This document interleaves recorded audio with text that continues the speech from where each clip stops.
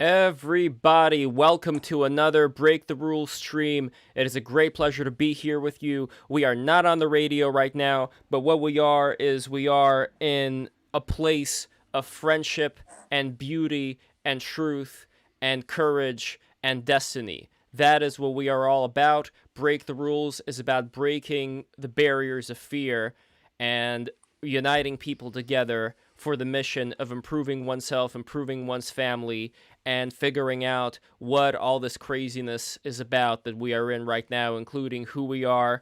And anyway, we have started. We have Giovanni Panicietti here. We have Fisnamist here. We are going to have Afina Hyatt coming in a little bit later at around 2 o'clock.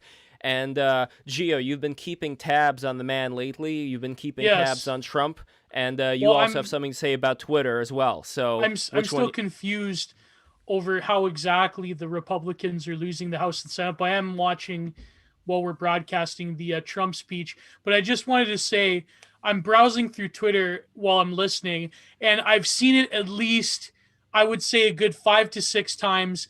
The same the same screen cap that guy that keeps obsessively um sniping at Trump in every single tweet. The failed musician guy, the boomer. What's his name? Jeff Tealhart, I haven't even Tealhart. heard of that dude. Yeah, like it's the same tweet he deleted, but people capped it, where he says, "I want to bear Stacey Abrams' child. I Have you want to seen impregnate Stacey Stacey Abrams' Abrams." candle, by the way? There was that candle that Oh was God. I mean, that's the catch you were referring to before. I mean, Neoliberal kitsch. it's such a weird thing because it's like a fetishization of people, not so much based on qualities. Like I guess you could say her quality is like she's like a paragon of the civil rights movement. She's like the torchbearer of that whole stuff. But again, She's it's like she's the paragon of DMV occupied government. No, sorry. Yeah, I know what you're saying, no, but but it is kind of a shame that people are using civil rights and fighting for people's freedoms almost like a shield away from criticism. Like they have this quality to them, so how dare you say anything bad about them? You must be a mm-hmm. racist or a sexist, or I mean, it's the old tired old thing. But I still wonder, like, how many people who are, let's say, part of the establishment or whatever you want to call it, how many of those people are already, very much in the know, where they understand that this is kitsch, they understand that this isn't, actual art, and they're going along with it just because it's the fashion of the day. This is just something you have to do. Mm-hmm. Everybody's in on it. Everybody knows that it's BS, but it's just, it's just a ritual. And there are going to be people who are true believers who fall for it, but I really think that they are few and far between, just like you would have, for example, Skull and Bones members today who I'm sure still participate in some of these rituals while at the same time pretending to be SJWs, when they're Mm-hmm. at the Yale classes. Like I'm sure that they've had a conversation with their pappy talking about the old days and how the tradition of being an elite that makes sure that the country, is at least going to be stable, like that song by Mark Knopfler, "Don't crash the ambulance, whatever you do." Like I still think, and I'm at least hopeful that we have an elite that makes sure the ambulance is not going to crash down. And I could be wrong. Again, like there are other things like that, for example, Geo, you could point to maybe that would dissuade me, that could say, well, these elites have not been taking that good of a care of the country, and maybe it is good to be brutally honest, like Trump was Mm-hmm. brutally honest about all these things and not really being surreptitious about it. Because my whole thing is, if you're going to make certain things happen, why not do it in the background? Why not appeal to just like, being like, oh my God, I'm so woke, while at the background doing things like, doing things that aren't going to arrive with the ire of the media at you. I mean, I'm sure you could say that anybody who is opposed to the establishment is always going to get the ire of the media. But man, I think it could have been done another way. I don't know. Am I in the wrong here? I don't know. I think he could have had a bit more tact and not like signaling exactly what he's going to do. He could have I don't know. Like even now this speech I feel that a lot of it is like just retread of the same themes, And I don't know, it's sort of like, I'm not as convinced anymore, or I probably never was convinced that there's some kind of like master 5D chess plan that like it seems like Trump is just going off of the same sort of the same material, the same go off juice, and it's I don't know, it's kind of sad in a way. I feel like he could have done a bit more in these past 2 months to really destroy the establishment, but at the same time, I guess like just pursuing, they were never going to let him win, in my opinion. But that's Hmm. neither here nor But there. even with the destroying of the establishment, like I know I'm a broken record about a lot of this stuff where I still play devil's advocate for the idea of an establishment. You know me as far as my thoughts on elites in general. I think there's always going to be a hierarchy, and when there do come people who step in between the elites and the people and say, I am for you, I am for the people, that's also liable to get abused. But again, like, what I really have to do, and I'm doing it partly with reading right now a very interesting book called The Age of Entitlement. Mm, Which talks about how civil rights laws that were passed, from 1964 onwards, what they've resulted in is increasing the power of the courts and the presidents, like Obama in this case, to be able to legislate certain things, treating states as rogue states if they don't follow. For example, with the transgender bathroom situation, you remember like all the things that have occurred there between the Obama administration and these mm, states that were against this. So in a way, like it's not the same kind of relationships that elites used to have with the people. And again, democracy, like we can all have our problems with democracy, as you've talked about in various things. This is why we have a representative democracy, but it is a very fragile. It is a very fragile thing to maintain. I don't think breaking up the elites or I don't think that would help. What I think would help is to introduce new elites into the mix, introduce new people that would pick up the guardianship values, these platonic values that the elites are supposed to stand for, and actually use their will to power to set a good example for the rest of the community. And by community, why I'm saying that is I'm not even talking about in the first step elites of Washington, D.C., or elites of like the senators or whatever. I'm talking about as local as you can get. Find really intelligent and powerful people that can see the same troubles that a lot of people are seeing, being able to go about it in an effective way. And yes, we have this machine, Blue Empire, whatever the hell you want to call it. I still think that if we do start from the local level, if people start waking up, then we would be able to do something that would actually not be so brutally honest as far as like, you know what I mean, it's all a mind game, it's all a game of wits. And if you're going out there and saying, I'm gonna build a wall, I'm gonna do all this stuff, and everybody's like, yeah, he's gonna do it, it's like you would get those people anyway if you if you exude the impression of somebody who's talking about these problems that a lot of politicians are not talking about. But there's a way that you could talk about them without getting the ire of the press. I don't know. Do you agree? Disagree? mm. I don't know. I I feel don't they're going think to. it's possible Yeah, yeah. Go because ahead, finish. because Sonny made this thread yesterday about how postmodernism changes the meaning of words, and you can't now within the new semantic context we have, you can't really say anything that goes against the establishment without having to be forced to use the common language, which Yeah, will like even automatically put you under their ire. even words like racist, for example, that's like a big one. Like to Then why not even go on consent to the stage waving connotation of it. waving the BLM flag, for instance, and talking about all that while in the background, like instituting reforms that may not necessarily be something that BLM would be in favor of. But that's already what like blue Democrats do anyway.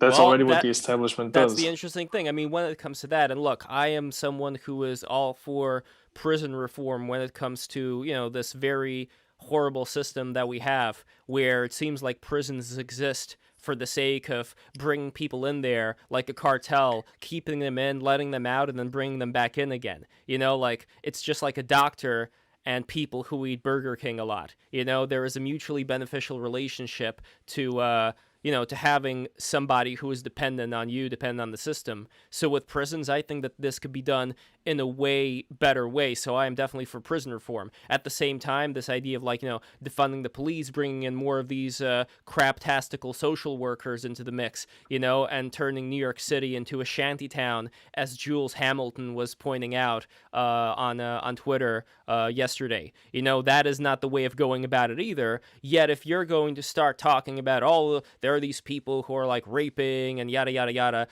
when you're talking about that, when you're being so blunt, that's going to be used against you at all times. Of course, there's going to be a negative reaction if you're phrasing it that way.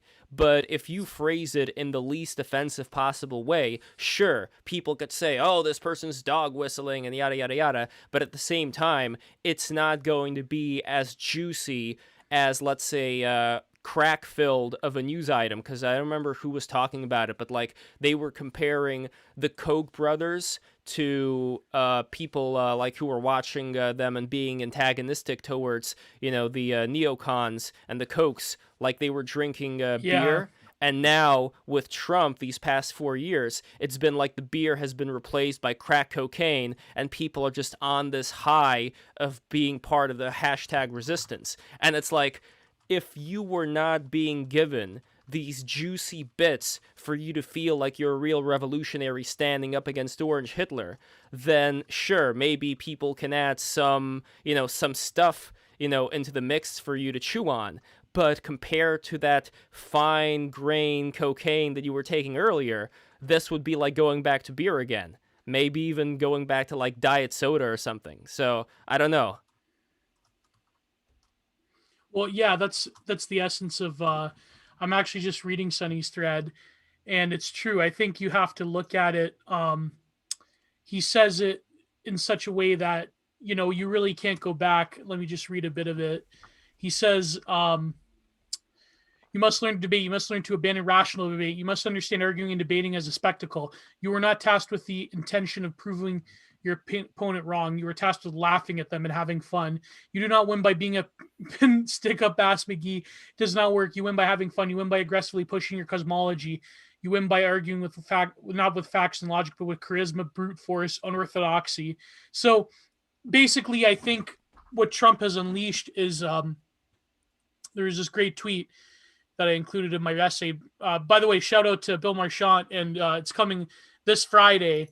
Go and buy it from Terror House Magazine.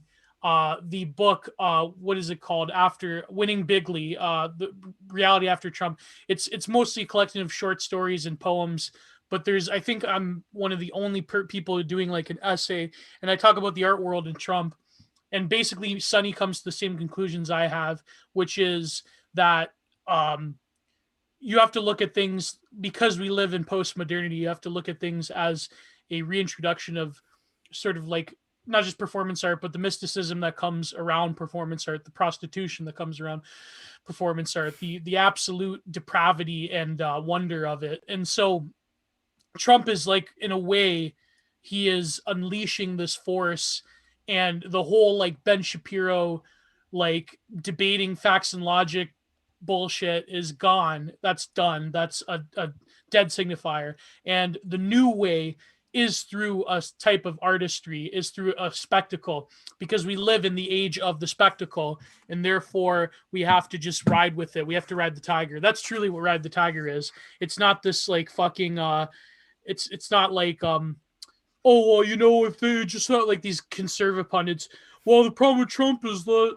if he just had the better argument, it's there's no such thing as the better argument now. Yeah, no. I've never said that he No, should not have you. the I'm better just saying. argument, but I'm not exactly agreeing with Sonny here either, just because what he's talking about is still similar to what Trump was doing in the past, which, again, who knows what the hell is going to happen, within these past couple... But look, everything is open. I think life is a very funny thing, so I'm not going to say we're living this in is a liminal time right now. Exactly, we are. But from all the things that seem to make sense right now, just the way that things are going, you don't have to make the better argument. Ben Shapiroing it is not going to work. But at the same time, it's almost like I was saying before, if you get into this mode of actually like draping yourself around, with the BLM flag and parading around with Nancy Pelosi and AOC and bringing her flowers and saying how much I love you and all that stuff. While at the same time, when you go back into the office, you just like sign a bunch of laws that would like, limit migration and just like change the way that this country is constructed. Is that maybe something like that is possible? Maybe it isn't, but it doesn't seem like people have worked that out. And again, with migration, that may already be a dead issue with COVID. Like I don't know if that's an issue that's going to be as relevant. It's still not a dead issue. They're still going to push it under Biden. But let me read you a passage from Debord's magnum opus, The Society of the Spectacle. So this is 6. It's Proverbs 6. The spectacle, grasped in its totality, is both the result and the project of the existing mode of production. It is not a supplement to the real world, an additional decoration. It is the heart of the unrealism of the real society, in all its specific forms, as information or propaganda or images, as advertisement or direct entertainment consumption. The spectacle is the present model of social dominant life. It is the omnipresent affirmation of the choice already made in production in its corollary consumption. The spectacle's form and content are identically the total justification of the existing system's conditions and goals. The spectacle is also the permanent presence of this justification, since it occupies the main part of the time living outside of modern production. The spectacle is not a collection of images, but a social relation among people mediated by images. So the spectacle is... It's a literal egregore demon. Exactly. But it's an egregore is so powerful that it's the justification of every social relationship and every sort of image of thought that goes into the assumptions of what creates mutual reality in like postmodern liberal global society. So the spectacle is the only like sort of stitch holding the whole thing together. And that is what and the spectacle is not it's partially an organic thing because it comes out of like late capitalism and so forth, like because Debord was situationist, so he was like post Althusser, like he was a Marxist, but he talked about how because the image has become this like this driving force of society.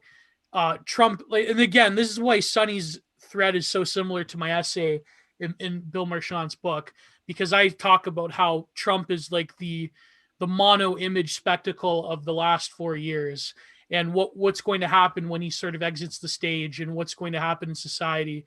And me and Sonny come to similar conclusions about how the future of politics will be a recognition of we live in the society of the spectacle, and therefore these conservative pundits like Matt Walsh and Ben Shapiro with a stick up their ass, even Matt Walsh today posting L's. There should just be a account, conservatives posting their L's, right?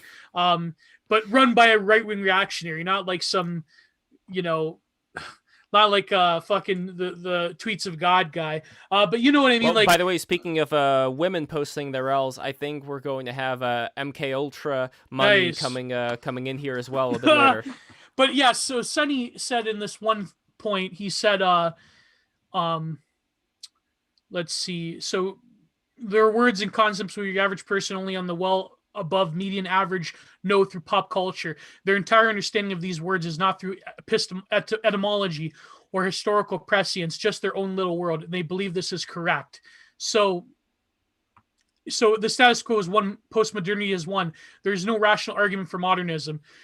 The entire framework of reference has changed. The entire visual and literary memory of all people alive now is astronomically different from people just 50 years ago, which is true. I mean, the even people that, this is the problem, because now that pop culture has become an integral part of the public religion, therefore we're kids nowadays, they know the fucking Marvel universe. They don't know about they don't know about the Beatitudes or the resurrection of Christ. They know about they know about Thanos almost destroying the world. They know about that.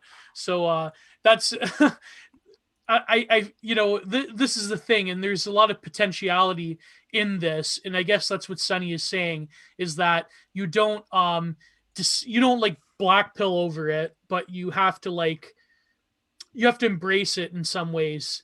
And it's going to be a rough ride. And even like Trump now, like he's talking about like why didn't they like you were saying before, Lev, about like how is there a way to speak about things? Well, Trump is like speaking just what, like people say like, well, Trump is not speaking the truth because, well, the fact checkers and the fact checkers themselves are biased, so there really is no truth, or rather truth is something deeper than just like a commonly held position or some kind of like scientific method thing. Truth is to use the Greek concept that Foucault talks about, it's parrhesia, it's speaking your own truth.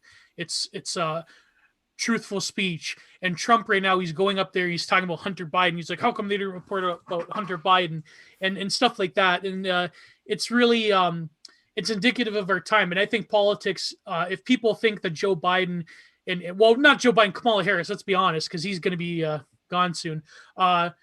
If people think that this is going to be a return to normal, meaning like the post 1990s neoliberal consensus, it's not going to happen. There's been a Pandora's box that's opened up, and I don't see any way for things to go back to normal. Because what is normal? Because the normal that they talk about is a total fiction in itself.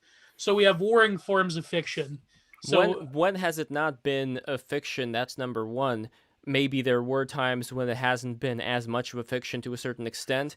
But number two, when has it happened that the elites have been outright and forthcoming with any of the operations that they were ever doing to citizenry? And partly, I don't think that's necessarily a bad thing, but again, it really depends on the quality of the elites. And what that depends on for me personally is actually having to read way more than I currently know now. Because, Gio, like one big problem that I'm finding is that it's very easy to agree on a certain consensus when you're in a circle, whether it's like left-leaning or right-leaning or whatever. And as far as stretching out beyond it, and that may be like the truth that you talked about right now, the truth that is made within this egregore.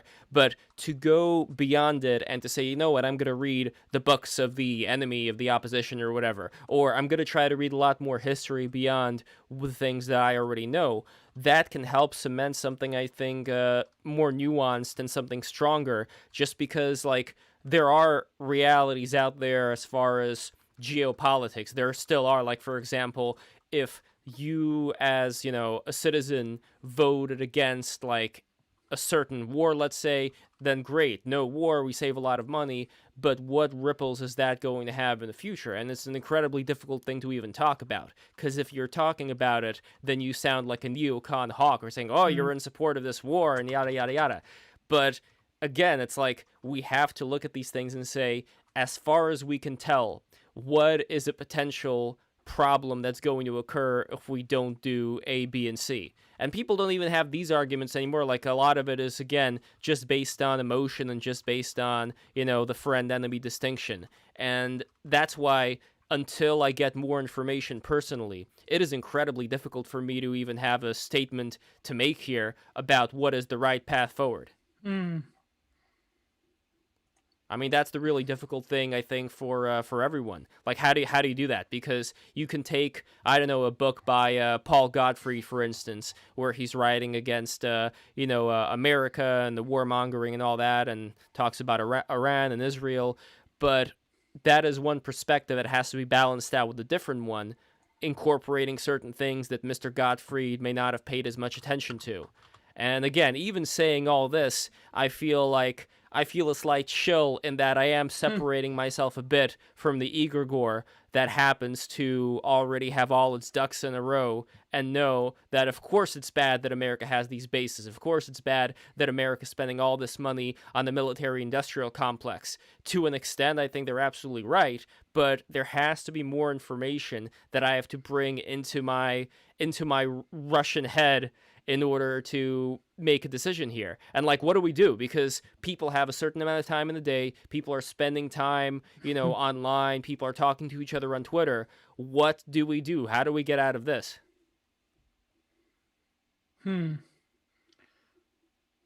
I don't know. It's weird. I mean, what do you think? I don't Uh, think there's anything to do. I was reading this article. Politics is just it's pro wrestling as he describes it, and it's always been. It's just more of a spectacle than it ever was. Uh, I guess all you can do is just look out for yourself and the people you care about. but That's the unlike only realistic thing. exactly, but unlike pro wrestling, there is no well, I guess it depends who you are if we're talking about big payoffs, but there isn't like the same there isn't the same mythos behind it. There isn't the same build up or selling or so forth. It's more of like it's a very bad indie promotion form of pro wrestling. It's not the it's a spectacle that doesn't have the same level of poetry to it. But politics has slowly become. I think I said this on Twitter, where someone said, "Wow, it's like without Trump, people don't care about politics." I go, "No, it's not that people don't care about politics. Is that um, politics has invaded everyday life to such an extent that it's become imperceptible because we don't even realize that what we're doing now is political." So it's like it's so thoroughly ingrained in everyone's commonly held experience that politics might as well have has replaced religion for most people Well, because it's politics to me is politics. It's the ticks that latch oh yeah, on it's to it's your the blood man legs. religion, yeah. Exactly. And it just sucks all the blood out. You know, like that's a big problem also, that people look at it as like a sports game, just like they think that their cheering and praying for their team to win is going to have an effect. And who knows, maybe prayer of that nature has an effect. It is kind of funny how you have the football player saying, "I thank God for this victory." And who knows, maybe if they had that will inside of them, God saw, you know what, this guy over here, he has will. I'm going to give him more of my power to win the football game. I don't know. But Yeah. when it comes to politics, though, people invest so much energy and time into it. And yes, I understand if you're actually going to go to a rally and march or whatever, I get it. But if we're talking about people posting on Twitter, arguing on Facebook, it's just become such a part of their identity, and I think for both sides it has, that exiting out of that and actually doing things within the local community seems so much more tame, seems so much more pedestrian. I don't know Mm, what the right word here. It's It a seems. surrogate activity, like yeah, Uncle Ted describes. exactly. But like Because what in the what real world, mhm. it's all owned space. You can't really change much. For most people, they don't have that power. So they look for it in other forms, which don't really fill the void, but it's like a temporary numbing agent. Makes Well, them feel why important. why not, for example, find, because look, I'm sure that there are a lot of people out there that are in more of an NPC state, but at the same time, there are other people who are not on a local level. Why not find those people and bring them to the fore and give them the same kind of energy that you gave to a Donald Trump, for instance, and have them just start repairing things at a local level just because these people, they happen to have an insane amount of will to power, and compared to those few people, all the other people, and you could even see this, for example, if you look at the city council of Washington State, sorry, for like Seattle, the Seattle City Council. If you look at them, they are so bland. They are so, I don't even know what the word here is. They're like nobodies. And you have these nobodies in these colorful dresses and suits that are making these decisions that affect the people living there, where there are all these homeless tents and drug abuse and, all kinds of bad shit is going down there. My whole thing is, these bland people, they're powerful because they stick together in this one congealed form. But on the local level, I think that they are incredibly weak and they are incredibly conquerable if you actually get on the local level the right person to have the will to power to oppose them. I think what you say does happen, except that they only get so far unless they have massive popular support from the masses. They can only get so far before like the hierarchy stops them or integrates them, one or the other. Well, then there is another thing that could be done. Number one, get your kids out of school. It's done. It's over. School is a mess. Yeah. School is an indoctrination center. Sucks. There is no reason to keep them in there. They're not even physically meeting with other kids right now because of the lockdown. Instead of that, forget school, homeschool them. You don't even have to do that much. Just give them some books, just have them just read a lot of high quality books, literature. They have the internet. Just like let them experiment with this. Let them figure out exactly like what are the things that they're interested in trying out, and then just make sure that they put a lot of time into that. And then like, look, Justin Murphy's doing classes right now. People are starting to experiment with different ways education can be done. That is the first step. Like, I really do believe that it is going to change things, maybe not now, but in a small way, the formation of these aforementioned will-to-power individuals on the local level, even if the machine of politics would stand against them, fine, fuck politics. Raise up the next generation of these will-to-power individuals through the process of homeschooling and having online communities that they can engage with, so that they would not enter politics even, but that they would join up with the rest of their community in making themselves as self-sufficient and as, they would be able to render this bland DMV tier existence of these politicians, it would render them like a festering appendage. That's what I want. I want the newcomers who would come in and realize that this whole political process isn't even going to let them in, like you say, then let them organize with people to be able to help their community and help themselves and raise money and do like the stuff that the Freemasons used to do and the Elks Club and all that. Just do that. And when you do that, it's going to eventually start rendering the system that we have right now with these fucking nobodies, who are all Yas Queen slay mode, with the press. Render them like a festering organ that's going to fall off. Gotta use these Lovecraftian descriptions to avoid the feds. Wait, what about Lovecraft? You have to use the Lovecraftian descriptions in order to avoid the feds.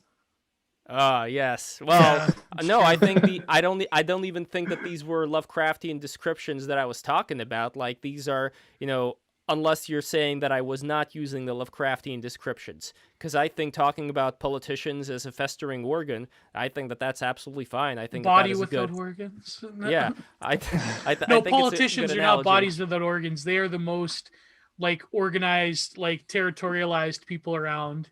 It's up to you to create the body without organs. It's up to you to deterritorialize all these different relationships. So that's the difference right there.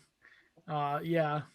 And it starts from within, honestly. And I really don't think it's going to take that many people. I mean, we just have to be smart about how we go about these things. Like Moldbug talked about before, like, if people are going out there and saying, we are the new opposition, we are the revolution, like, of course that's going to attract ire, and that's going to attract a lot of the effects that we saw from 2016 onwards.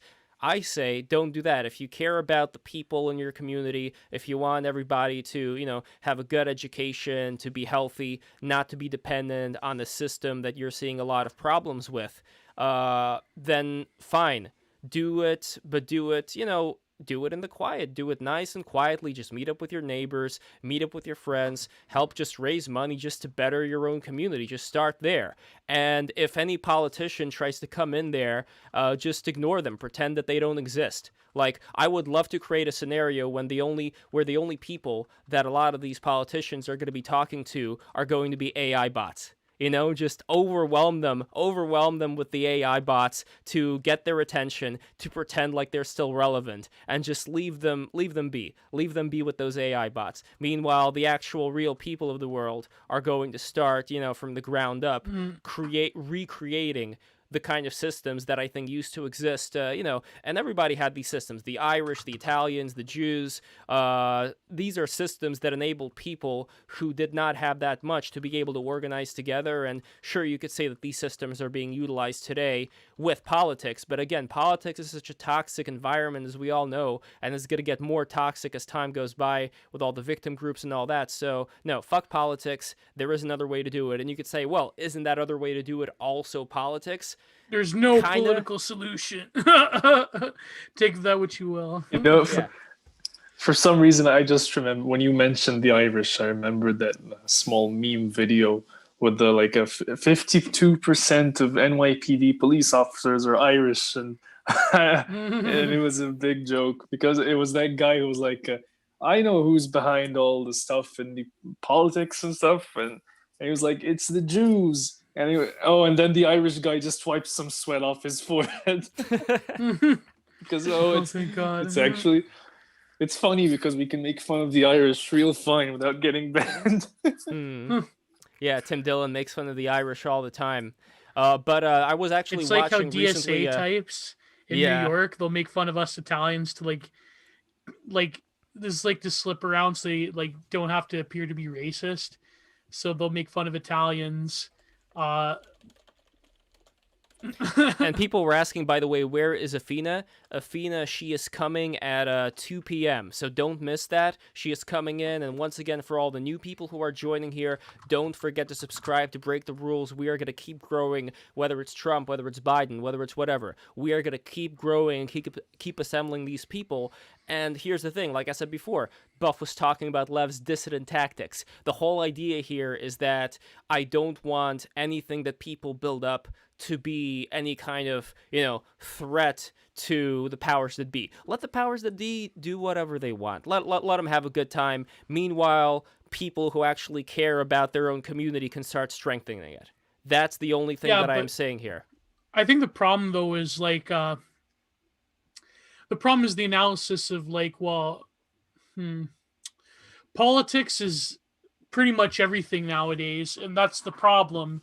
Is you can't deny that the existence of everything from culture to art to philosophy to human relationships to everything has been mediated through the simulacra of digital communication, and politics has become the conveyor belt of the commonly held experiences of everyone, because there really is no counter institution that has mediated human experience the way that religion can.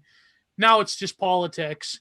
And therefore, when everything becomes politics, it's like, I was watching the other day, what's the guy's name? We should have him on the show. Morgoth Reviews on YouTube. It was about, did you see this firework display, the New Year's firework display in London? Did you see this? No. Oh, well. What was going on there? They had, we didn't have one in Canada. You usually have one in Niagara Falls, but they had the London fireworks display, and it had fireworks that said the NHS and then the Black Power symbol, and that said Black Lives Matter and shit. And it's literally a public event that's held every year, and New Year's is literally dripping with the same neoliberal political social messaging, and there's no escape from it whatsoever. Every little aspect of life, that even in the most contradictory of ways, has to bleed into what's current and in vogue. And I remember it almost reminded me of many thing years. Is, yeah, go ahead. I don't think most normies even like this stuff. I think most people are repulsed by this. And those who are not repulsed by this, what I was talking about earlier with these bland people who are in charge of, cities like Seattle, when it comes to people who are the true believers, who are, who you meet up at a party or something, they, I think, are already so weak that they're not going to be of any help in building up society anyway. So leave them be, leave them with God, as I think is a quote from like you God know, sort him out. yeah, like God, yeah, exactly. Just leave them be and focus on people who actually don't want to live in a leftist hellhole and see a lot of these potential problems. Maybe they're not going to be able to say anything about it. And again, the argument could be made, which was made by folks who I've spoken to, that, well, Lev, like the people who are in the elite right now, they're just using, and I'm not saying it to be mocking, like there may be something to this argument, like that they may be just using, obviously they're using Antifa and, the radical leftists just to be in power. But once they're in power, it is business as usual, which again, for me, it would not be the worst thing in the world compared to, actual dictatorships where I'm not going to go into the whole, you know me, I'm not going to go into Russia right now. Sorry, Buff, I'm not going to go into Russia right now. Anyway, what I'm getting to though No. is that, well, what I'm getting to though here, Gio, is that when it comes to the people who see these, when it comes to the elites here, it may be that they're just using these leftists. They're going to go to business as usual. And for most people, it's not going to be the worst thing in the world. Or the other interpretation here, which I'm slowly leaning on, but not fully committed to, based on books like The Age of Entitlement, written by Caldwell, is that slowly there are certain things, like, for example, the Freedom Association, which was integrally included in the freedom of assembly in the First Amendment as a result of the civil rights laws from 1964 onwards being eroded away, and that creates, other problems along the way, as far as whether you could say that these problems are so dramatic and drastic right now. Like I talked about the transgender bathrooms. I talked about the baking of the cake. But how did both of those things work out, by the way? Because I have a short attention span for certain things. Was the gay cake baked? No, I think they won that case. See, there we go. And that would be something that the... But that was only one example. Yes. The memory pizza. Oh, no, the cake one? Yeah, they lost. Yeah, because it was... Oh, it was so Seattle. they What did you baked expect? the cake? So they did bake the cake. They baked the cake. Fuck. Interesting. Well, it's Seattle. I mean, come on now. We all knew that was going to happen. Just go to another baking shop, bro. Well, okay, that would then lead credence to the idea that I talked about before when it comes to Caldwell's book. The separation of freedom of association from the First Amendment would mean that stuff like this would be able to be much more empowered by these courts, and the only comeback that people would be able to have to that, which I think would still be pretty valid, they would say, well, right now we are living in this time when the pendulum is swinging all the way this way, and they would also give examples of how rapidly horrible things were in the late 60s when it comes to hippies completely dropping out. And these were like so many young people completely dropping out of society, dropping acid, and thinking like this is it, like the USSR, which was really strong at the time, is going to start infiltrating, which it kind of did, not just the universities, but society as a whole. And this is going to be these active measures that would be used to implement the new USSR, like Yuri Bezmenov. And I know you could say like, oh, he's a CIA plant, what the fuck ever. My point is that these are things that people were looking at back then, as well as like the terrorist bombings. And sure, you could say, well, some of these were the CIA. Fine, logo, fine. Some of them were the CIA, whatever. But some of them were some of them were the Soviet Union too. Okay, don't discount the fucking superpower that was the Soviet Union back in the day, orchestrating a lot of these bombings and weather underground bullshit and things like that. The only reason why I bring these up right now, they're a powerful force, Gio. We cannot deny that they also had influence. They weren't as powerful as the CIA made them out to be.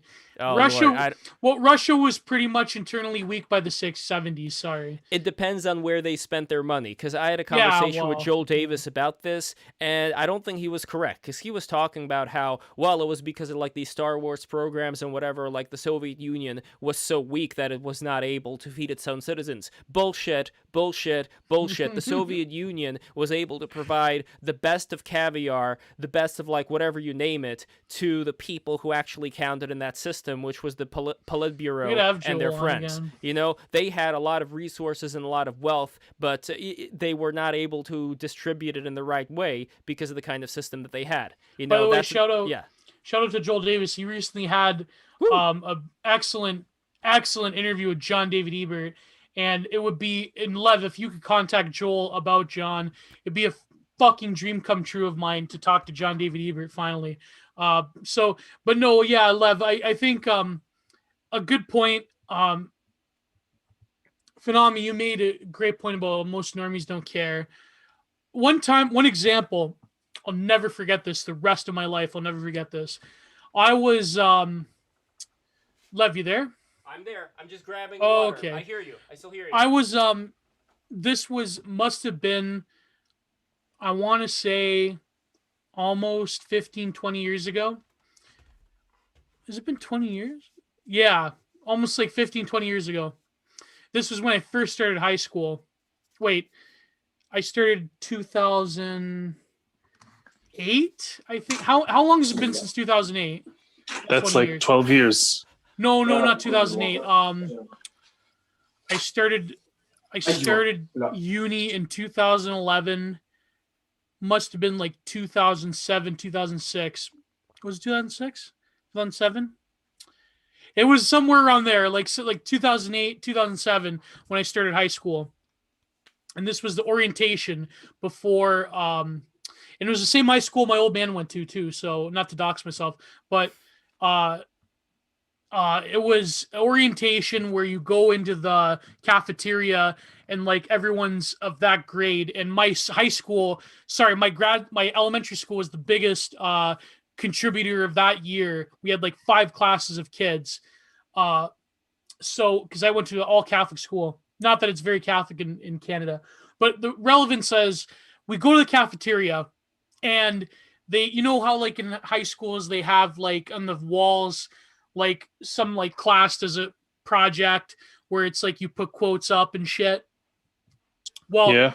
We walk into the cafeteria and right before the cafeteria room, right before we see like all these families and everything. And my old man spots, I think the art class would like put up all these like quotes. And there was this one poster where they quoted verbatim the song Imagine. And the whole night, my old man could not fucking get over this. And it's funny because like, yeah, like I was just starting to like become aware of things. So the whole night, my old man could not shut up about this because he's like, fucking in a Catholic school, you put the song Imagine. But years later, I thought about that and I'm like, they don't realize the context of it. They just see like Imagine as like the 60s protest boomer song of like world peace. They don't see it like for what it is. So the point I'm trying to make is that most people, even within the context of a Catholic school, not that Canadian Catholic schools are very Catholic, but even within the context of a religious school, people like students, they don't understand because they get their whole conception of reality mediated through pop culture.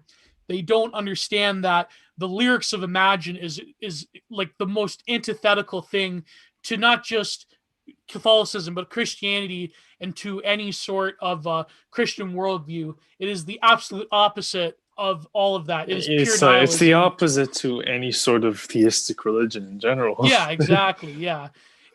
And yeah, exactly. Any sort of theistic religion and any sort of, I think they just saw it as like, this is the protest song, right? Imagine all the people. And it's like, they don't realize what they're saying. It's people like, oh, it's communism. It's not even communism. It's like pure, like nihilistic, like it kind of is communism, but it's not. Yeah, you get what I'm saying. So the point being is that even within the context of a Catholic school, they'll ignore what's right in front of them, and they will only see the simulation, the hyper reality, because Imagine has come to represent like the song about world peace. But it's like, how do you get world peace? You have to destroy property, you have to destroy religion, you have to destroy culture, you have to destroy everything. Nothing to live or die for. You have to create cattle people. You have to create bug men. That's what you have to do. Imagine is the ultimate live in the pods. Live in the pod, eat the bugs. But you are what you eat. You eat the bugs, you become the bugs. That's what John Lennon wanted for people. And then all these people, these boomers, they talk about, oh, well, John Lennon, he was a secret conservative that really, he was warning people about the dangers of communism. Bullshit. That's just boomer. That's boomer Fox News cope. I think most of the celebrities are just like, they don't even know much of the agenda going behind. They're just, he was just making his music. He was just doing his own thing. And he might have had some wacky views, but he was like, most of the propaganda was whoever was handling him, the record companies and shit. Exactly. It's not. It's not. I think most artists in general don't really know the power of what they're creating in the moment. But I from what I've heard, John Lennon was involved with some nefarious people. And it wasn't to his knowing. They sort of kept him in the dark.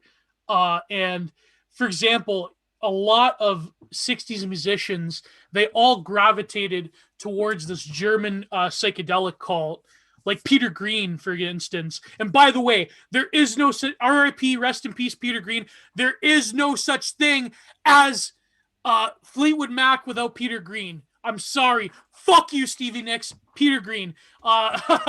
Fuck Stevie Nicks. So anyways, Peter Green was one of them. He became victim of this psychedelic cult in Germany where he was spaced out for like a week and he was just creating this like ambient noise on his guitar and he was on like powerful psychedelics. And a number of other musicians, I believe... was it DMT? It may have been. No, they didn't really have DMT back in the day. But I believe... Jimmy Page was involved. Like a bunch of famous like 60s, 70s, 80s musicians were involved with this German and people talk about what's the name? Wednesday, what's her name? She was involved in the cult. It was like that type of thing. I think they were connected to Thelema. But so they say that John Lennon and the Beatles, because before they came to America, they were in the German club circuit.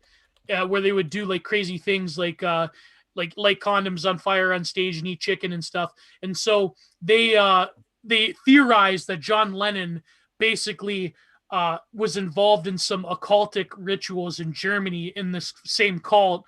And before they really hit it big in America, of course, this is like conspiracy theorists, like Bloodlines of the Illuminati stuff. But I think it's true. And John Lennon, they say even later on when he broke up with the Beatles, was involved with some type of like nefarious cult-like behavior with people who were elites that were sort of guiding him. And I truly believe it. And it's, John Lennon, this whole thing that apparently he was a very disgusting and nasty person in his real life. And he wasn't this icon of peace and love that people make him off to be. And I believe... It's like, man, I really wish we were still on the radio because then we could red pill all these boomers that listen to Kriston's show, and we could have really had something. I think we're gonna be able to bring Kriston in. Let me just see how he's doing.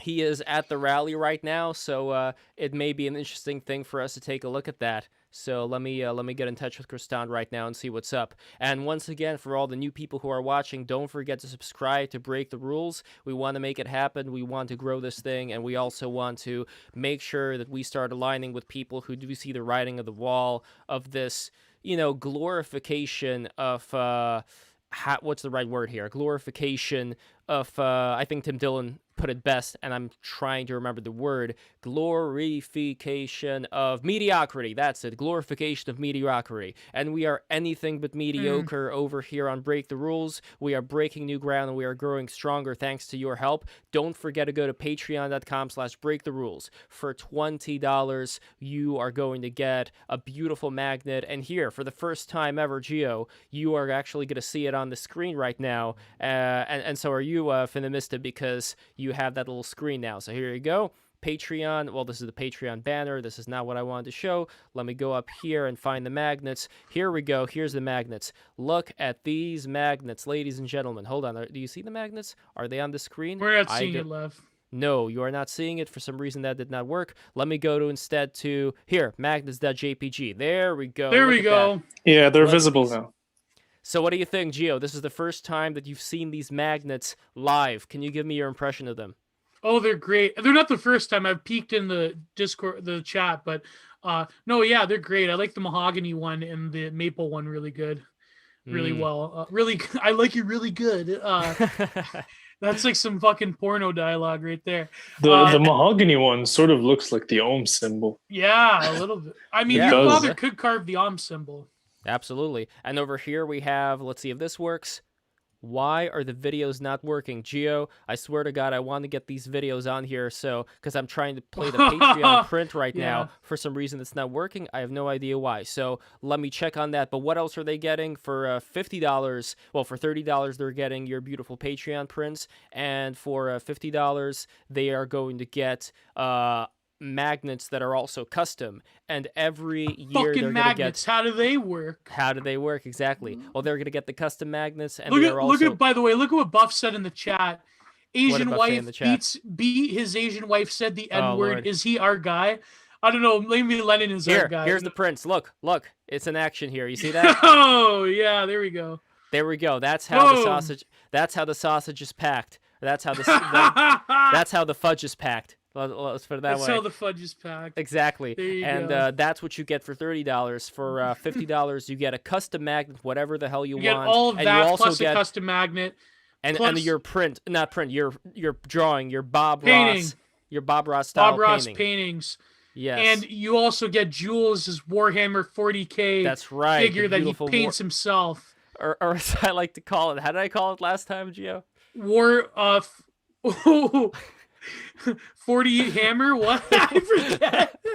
Last night with Paul Talk. I did not grow up with Warhammer. Oh, let me I did not grow up with Warhammer Now, 40K. what is the etiquette like when Jules paints them? When people paint Warhammer figures, do they have to paint it a specific way, or can you like go crazy and like paint the armor like customization sort of thing? He How should does just that paint them work? like rainbow colored. You know, Oh, gay pride. I'm sure someone has. I'm sure, but yeah, I wonder if there's an etiquette to painting them, because I know like a lot of hobbyists, they have like I think you can customize different, like, what is there character classes in Warhammer like in World of Warcraft? How does that work? I've never played Warhammer. I've never read Warhammer. Well, I guess the Warhammer fans would say World of Warcraft. Don't you mean World of War crap?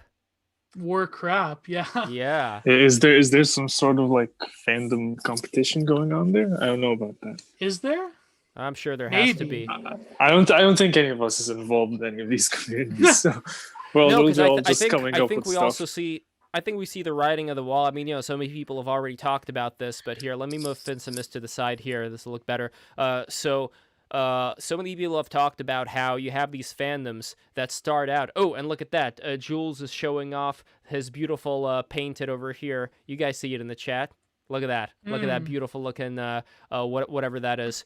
Little car. I don't know what that is. Anyway, guys, so many people have already talked about, including Vox Day, how you get these fandoms that start out just being like this very exclusive thing, and you could say this for the internet as a whole too. How it starts out as this exclusive thing, big brains come in there, and then they start introducing other people, and slowly it gets corrupted over time by the normies that swing in there and act like they own the place, and that's how the fandom dies. And we've seen this happen with Star Wars. We've seen this happen with Star You Trek. gotta build virtual wall. What? Say that again. You got cut I off. said you have to build. I said you gotta build the virtual wall, man. Yes, well, that's true. Maybe we're gonna do that now. You have to filter out the normies. See, that's another thing about the death of Wojak. By the way, which I didn't cover on the Sneedcast. Hopefully it comes out soon. But the one thing is that there was attempts to guard Wojak and Pepe from appropriation by non-Chan culture people. They tried to do this in R9K. It's all the fucking pee-pee poo-poo comics. Pee-pee poo-poo was originally a way of God. scaring normies. And some of them, like I can't show them, but I have a few of them where I saw where they're torturing each other in sexual bodily fluid manners. And it's just so horrific. One of them, I believe it's Pepe dancing in Wojak's skin with a bunch of cum jars behind him, and it's just there's some stuff that I can't. That was all just to get rid of normies from the board. I recognize all these. And by the way, that's probably something that is fine today for people to discriminate against, because there's not really that much you could say. Like, you could obviously say things about discriminating against one's race or gender or religion or anything of the sort. Yeah. But it's fine, I think, to say we discriminate against normies. Like, what are they gonna do? I'm just curious about that. Like, would there be like a normie defense league? We're at the stage where the pee-pee poo-poo comics wouldn't keep out the average homosexual. Just saying. No. Here's the other thing. By the way, if we're talking about the gay community, over that's here, just a bad joke. We have Alexander. The gay community. Yes. Well, Alexander Bard. Sorry, that was AJ Styles meme. The gay community. He's gay, but I think that he's going to be joining us tomorrow. By the way, no. What am I talking? Yeah, tomorrow. Man, see, I can't even keep track. Alexander Bard. Yes, Alexander Bard, Arash Kolahi. Leftist economist Arash Kolahi. That's and right. I wonder what they're going to say to each other. That's going to be quite an interesting stream. And Athena, who is joining us today at 2:00, don't forget, everybody, she is also going to be joining them and me and you, Gio, on Thursday. So that's going to be a lot of fun. I cannot wait for that. But what I was saying about Alexander Bard is that even though he's gay, I don't think he's a big fan of the gay community, and he's even talked about how the gay community, how it was co-opted in terms of like the parades and everything by the normies and by people who aren't even gay. It's just become this, this traditional... You know what's really crazy? I remember that one, I think I showed you those two academics that were sniping Keith Woods. One of them was the inventor of metamodernism with a really like crazy wispy voice. And they were talking about Alexander Bard and one as an aside, like as an alternative thinker. And that was the way they discredited him. So these effete SJW academics are like, wasn't he an erotic dancer? Meanwhile, Alexander Bard has been one of the most influential thinkers since the conception of the popular internet in the 1990s. And he's been like, really, he's been up there. And I can't say enough good things about him. I may not agree with everything he says, but Alexander Bard is... I would think he's up there. That's a healthy thing for anybody. Like to be able to speak to he's in somebody that and not agree. class. Yeah, and he's in that class of alternative or outsider thinkers who were sort of in academia but left, or who chose not to be in it at all. So he's right up there, in my opinion, with Giorgiani and John David Ebert and who else? Mencius Moldbug. Yeah, Curtis Yarvin. Although I don't know. I think that there's a difference between Moldbug and Yarvin, because Yarvin is like 2020 comeback, which his recent piece is all right. I like it, but I don't know. We should get him on the show as well. People are debating like the comeback of Moldbug. Well, people he are has debating that Prince. the worth of what is it. that called? The mirror for the Prince, or the Prince mirror? A gray mirror for an Nihilist Prince. Yeah. Yeah, that's it. And what is that about? Like, there used to be princes who had this thing called the gray mirror, which was a guide about how to be a prince. Is that correct? Is that what it is? Yeah. Basically, he's trying to do that, but a lot of people have come to the conclusion that it's a lot of retread, which, I mean, I think it's at this point. I think if Curtis had an editor, he could do a work that is like not trying to be his old blog, but is something that packages the concepts of unqualified reservations in a more succinct way. And I think he's trying to do that with Gray Mirror, but it's kind of like his writing style is very unique in the sense, and I think he, and this is coming from someone who is terrible at editing. I mean, I have like a form of mild dyslexia where I skip words. So I have to like basically read everything the next day in order to, or I get my old man to reread it. And I'm not very great in the grammar editing department myself, but I feel that if he's doing a decent job though of cutting it down, and when I mean cutting it down, I mean like compared to unqualified reservations, because if it was a normal article person, like a normal columnist, they'd be like, oh wow, that's like a long form essay. But compared to his previous stuff, he's getting better at like not rambling around the point, which I have a tendency to do that before people, have come in and told me like to cut things down and stuff. And by the way, right now we got Jules in the house. So because if it was a normal, whoa, what is going on? Where is that audio coming from? Is that from you, Jules, or from Finimist? Oh, I think it is from Jules. So here's it's Jules. Yeah. Okay, so he was not clear pilled enough. Can someone give me, maybe like Kyle in the chat, if you could give me in your own words, what kind of like what would be the basic definition of clear pill? Is it just getting rid of like these political categories, or what is? I don't know. That's one thing I was kind of confused on, to be totally honest with people. What does Curtis mean by clear pilling? Is it just getting rid of all of this nonsense around? I'm red pilled, I'm black pilled, I'm white pilled, I'm blah blah blah. Like I'm green. Well, actually, green pilled. I'm pretty much green pilled. But if you look up the green pill, But anyway. Well, what is the green pill for those who don't know? Oh, it's green pill man on Paul is was like the enlightened like conspiracy theorist, like new age person that like kind of like conspirituality, put it that way. Being green pilled is conspirituality. It's the fusion of new age mysticism and conspiracy theories. So you are fighting the new world order through superior chi. It is the true, it is the true Tao, exactly, to be green pilled. Let's see. Wait, isn't True Tao the clear pill? Oh, sorry, yeah, clear pill is the true Tao.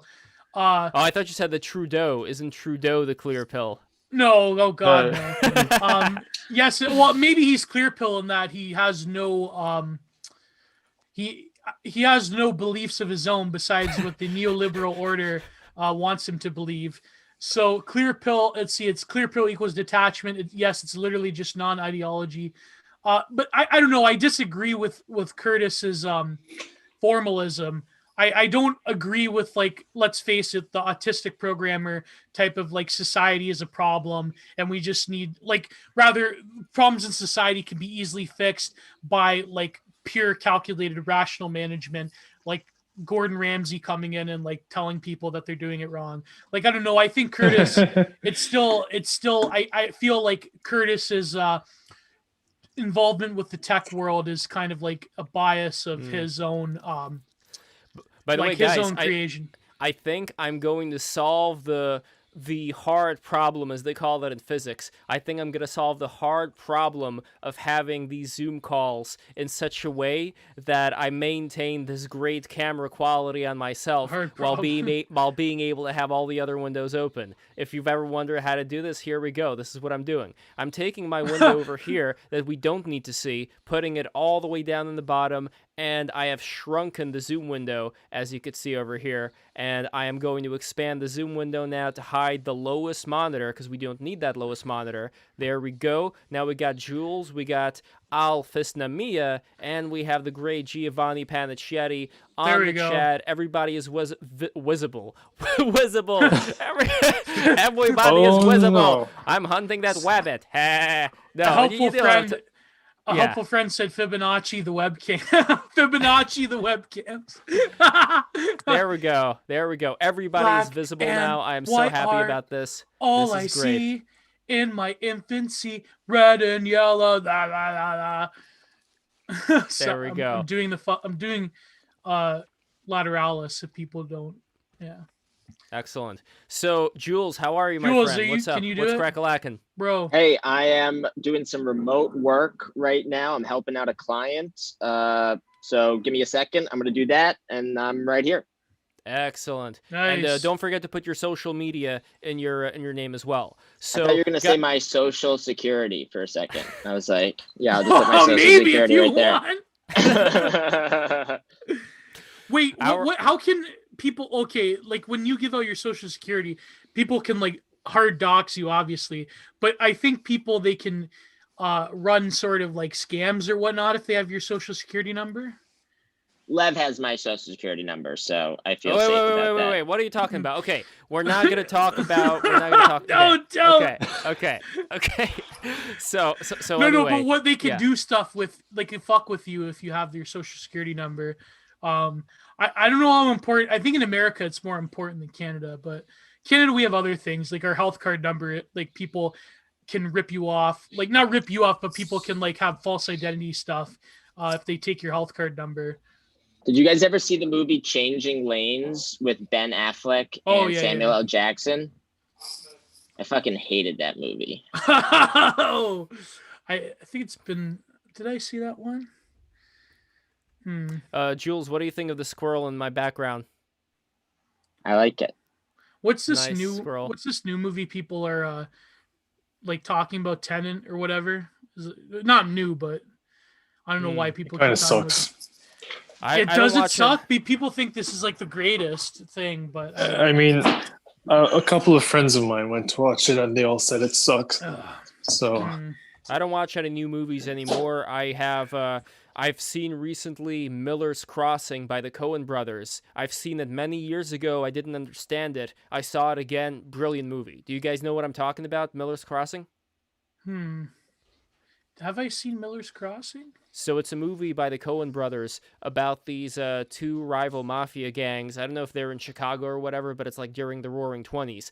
And it's so funny to see like how they had, and this isn't really going to spoil that much, but they had like in the office of the main guy named Leo, who was in this Irish mob, he was the boss there, how when the main character played by Gabriel Byrne came into his office and he was like working for him, he came into his office and seated right next to that boss was the mayor and the chief of police. And they were like these two underlings that this guy was being, that they were being talked down to by him. So that's an interesting dynamic. I wonder if still certain machine-type dynamics like this happen in today's political parties. I mean, I'm sure that they happen to a certain extent, but back then, back in the Roaring 20s, it seemed like very, very obvious, you know, because they were busting each other for possession of liquor, even though everybody was in on it. Like, they only busted you if you happened to be working for the wrong mafia boss when the cops were aligned with the right mafia boss. So... yeah, that is a part of our history. I mean, there is an idea that we're growing out of that stuff and yada, yada, yada. And I think partly we are and partly we aren't. I don't know. It's difficult for me to say. But what about Canada? Like, what is going on with Trudeau, with Canada, with the people there, with the lockdown? Can you break it down for all of us? Well, nothing is going on. That's the problem. No, Ontario has gone into full lockdown, and it's really I don't know. It's going to go on forever, put it that way. No, it's till the end of the month, but go ahead. Are they going to start enforcing vaccines? Is it going to be as crazy as America? Or are people less unhinged? Oh, it's Canada, so it'll probably be more crazier. But there was this leaked, I don't know the validity of it, but it was a staffer for the Liberal Party, or a health minister staffer, where they said something like they're not going to like enforce like vaccines right away, like with a gun to your head, but they'll like do things like they'll put pressure on you if you want to go to a movie theater or a concert or something. They'll put pressure on you, like you'll have to have an immunity passport or something like that. Or if you want to go to another province, you'll have to have an immunity passport. I don't know the validity. It's just been like some video that Ezra Levant shared. So I don't know the validity of it, but I do believe it's probably true. I mean, I put it this way, I don't want to take it. I mean, it would be redundant because I already fucking had it. I'm immune to it. So, and they keep extending the period of time of like people who've had it and who are immune. So they say that there's one report that said 6 to 8 months, but even if you get it again, I mean, honestly, they're still talking about how the Moderna vaccine doesn't guard against all the variants of COVID, and it's just that's stupid. I don't know. The whole thing is just totally cocked up. If you've already caught the virus, why would they vaccinate you again? Like at that Exactly. point, it really just seems like I've Yeah. caught the virus about a month ago. Hmm. It was a big nothing burger, but Were you tested yeah. and everything? Like, or I mean, I lost my sense of smell. I still there can't you go. smell Yeah. anything. Yeah. So you probably But had it. otherwise, it was just a cold for 3 days. Yeah. And I'm not saying it's not significant. No. Someone who's Yeah. older, Yeah. someone who's older in worse shape would have suffered. Maybe. I truly think But- that my ankle was a lot worse because I was recovering from it. I think it does do something to your inflammation, but yeah, I was just in pure agony for 2 weeks. I had what they call it was right Yeah. after I was clear of COVID, my clear date, because the Canadian government, they give you like a date for when you could like go out in public. It was right after it. I had what they call what do they call it? Tibial tendonitis, where like the lateral muscles of my ankle were fucked up. And usually it takes me like 5 days to recover, but this just Yeah. wouldn't go away. Couldn't sleep or anything. But then, you know, I took some. Finally, I hate taking meds, but I finally took some pills that the doctor gave me, and it was all right. But I think COVID, there is lingering effects. Like my old man still can't smell or taste, like at 100%. But no, I truly believe that it's all just hyped up. It's a state of exception society. It's the medicalization of life, and it's just like I don't know. There's something about it that's very nefarious, and the way that governments are responding to it is just the way that the whole world has sort of modeled itself off of the response of America and Britain. And I don't know. It's just, and when you compare the It's rates of funny, though, countries that that didn't lock Sweden- down. Yeah, I know Sweden didn't lock Sweden down. has yeah. like almost nothing, and Yeah. which is ironic because all the memes about Sweden being the one country that's the most cucked in Europe, but that's didn't this lock- particular yeah. issue, the real issue, nothing happened. Yeah, they did the herd immunity thing, which I mean, what is, I know that herd immunity is just a meme and nobody is talking about it anymore, but I don't know. I didn't want to get into like the discussion about this anymore, because now that Trump is sort of exiting the stage in the public eye, it seems that people are just going back to at least outside of America, people are going back to just talking about COVID nonstop. But what I want to talk about, maybe we should wait for Afina, is what exactly happened? Why is the GOP losing the House and Senate all of a sudden? Is it just because of Georgia, or what? I don't understand. Oh, I look at think Level's crystal. Yeah, it's a nice little lapis lazuli. There was another crystal I wanted to bring out, but I can't find it right now. I mean, I have tons of crystals, as you guys know. Yeah, Do you have think, any orgonite? I do. Well, I was just showing some orgonite off right now. You missed it? Yeah, I Here, did. I'm going to actually. show I another wasn't piece of. I'm going to show another piece of orgonite, but first I just want to show this crystal, this fine texture over here. Look at this. I mean, it's kind of green screen right now, but here, I'll show you the pyramid again. Here is the orgonite pyramid in all its glory. Here, let me make sure that you can see it properly. Here is the. Here we go. And everybody subscribe right now to Nice. break the rules for the sake of this beautiful orgonite pyramid, or I'm going to stab Apparently, you with this there's pyramid. a photo I saw on Twitter. There's a photo of is it George Bush Sr.? Yes, he had an orgonite pyramid. Yeah, it he had seems. an organized pyramid. So he knows something that we don't. Exactly. Well, There if you go. for It those who looks don't know the like story, for those who don't know the story, orgonite is this compound that's like made out of both like real and fake materials. From what I understand, they're supposed to intersect in some kind of a special way as to be conducive to like the spiritual energy. And again, like I don't know what's behind this, but the point is that there is an effect that I get from touching these things, and make of that what you will. you actually feel something from this. Oh yeah. I actually feel something. So That's these interesting. books, I have a very By the very way, interesting you life. can only you can only benefit from orgonite if you are spiritually pure. But if you are a Coomer or if you have a goon cave, orgonite will give you brain cancer in 10 years. So there What you go. happens? That's how it works. What happens if you jerk off inside of an orgonite pyramid? Oh, then I you're gonna wonder. get brain cancer in 5 years and prostate cancer. There you go. Oh, I'm no. kidding. I'm fucking kidding. I mean, maybe maybe it's true. And this one over here is good for the Leany, the Kundalini. This one over here, the Goondalini. The Gundalini, Oh, the boy. Gundalini yoga. Yeah, this one is serpentite, and serpentine is actually something that I think is found in asbestos. So asbestos raises your kundalini levels, everyone. Now you know, and knowing is half the battle. So anyway, what ended up happening with Wilhelm Reich, he wrote a lot of these books having to do with it wasn't even organized back in the day. It was these orgone generator cabins, or these little boxes that he put people Orgone into. machines, the original Goon Caves. Yeah, exactly, the Kundalini caves.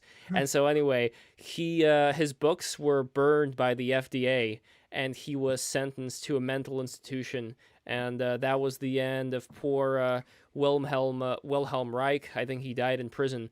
And I don't think it's that weird for, let's say, the FDA to be associated with the CIA, so that the CIA ended up getting some of those documents. Oh, yeah. And George H.W. Bush, maybe he had a sprained ankle, maybe he had a bad day, and was like, you know what, why don't I try this out?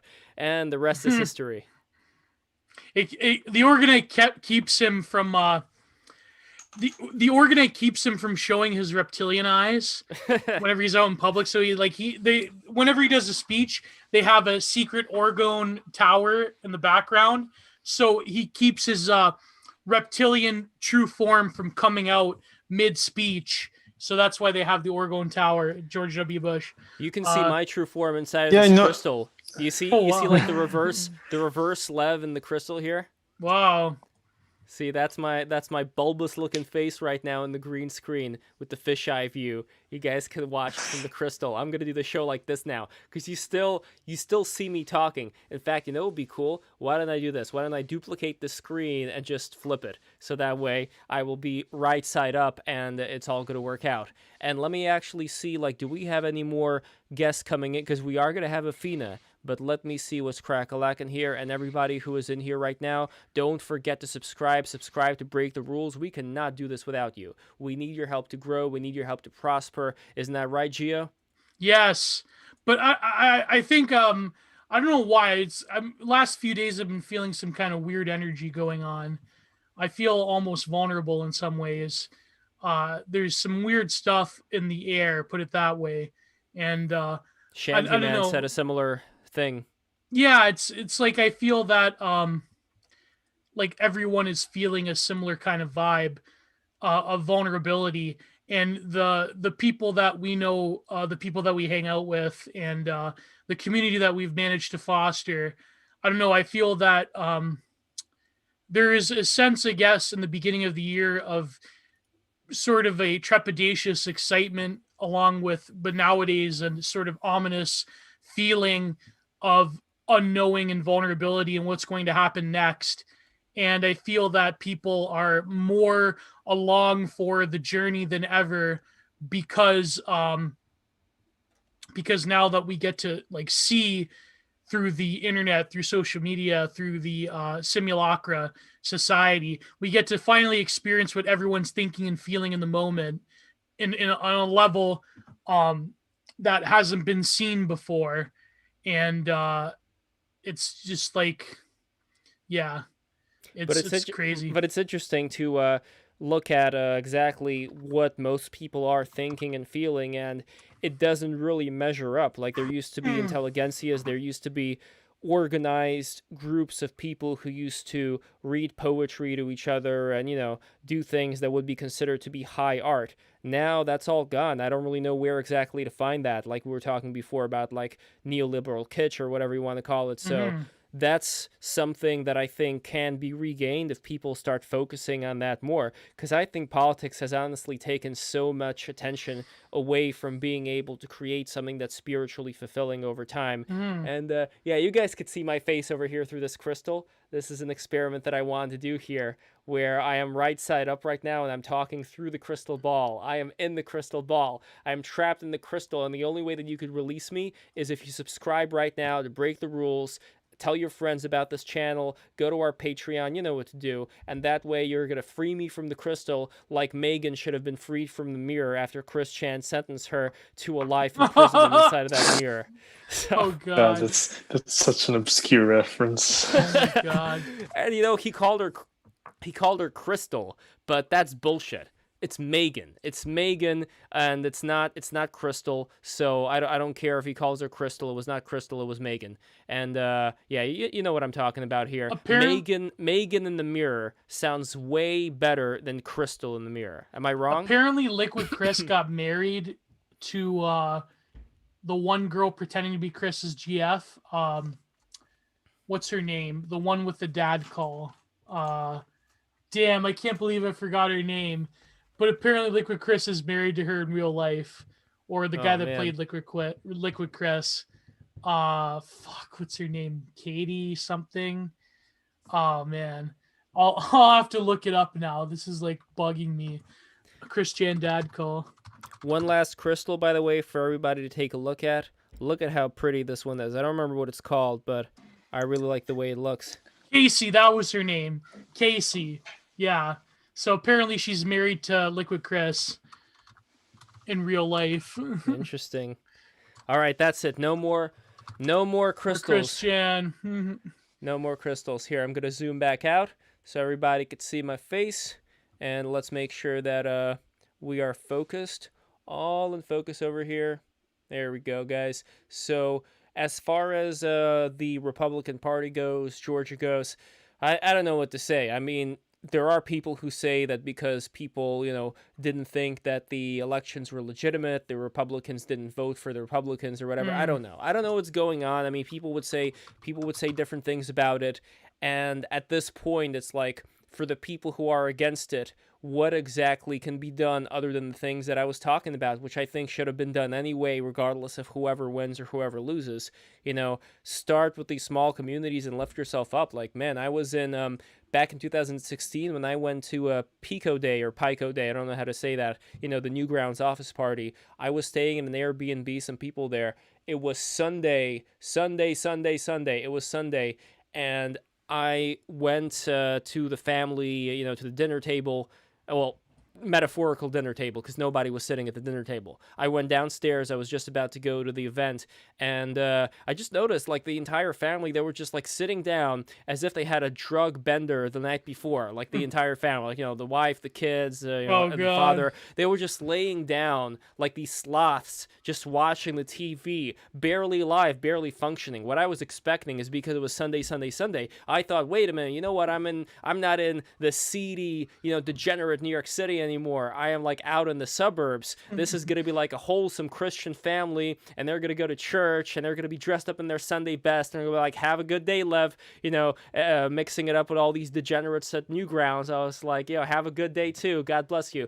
But no, they were laying down like a bunch of fucking zombies, and that was kind of disappointing. That was the real thing that hit me hard. Like, fuck. Are there any people left except for, like, these elderly Italians that I see at my old Catholic school church? Because I snuck in there. Well, I just, like, opened the door. And then there was this Italian guy who was making a proposition to me, but I'm not gonna get into that. Anyway, when I was there, I just saw all these old people who are like relics now, like they're like in their 80s or something. They were in church, and the church was fucking full, but it was just fucking full of these old people. So once these old people are gone, are the Guidos gonna continue their tradition? I don't think so. That's the big issue to me when it comes to this community building. Like, most people are not going to be at that level. Most people are just going to be in this individualized state. What the fuck? I don't know. There's a reason why the church is dying, and I think part of it is on the church, because a lot of these what was the word? Gio, what was the word for the guy who speaks at church? I'm not a Christian. I don't know.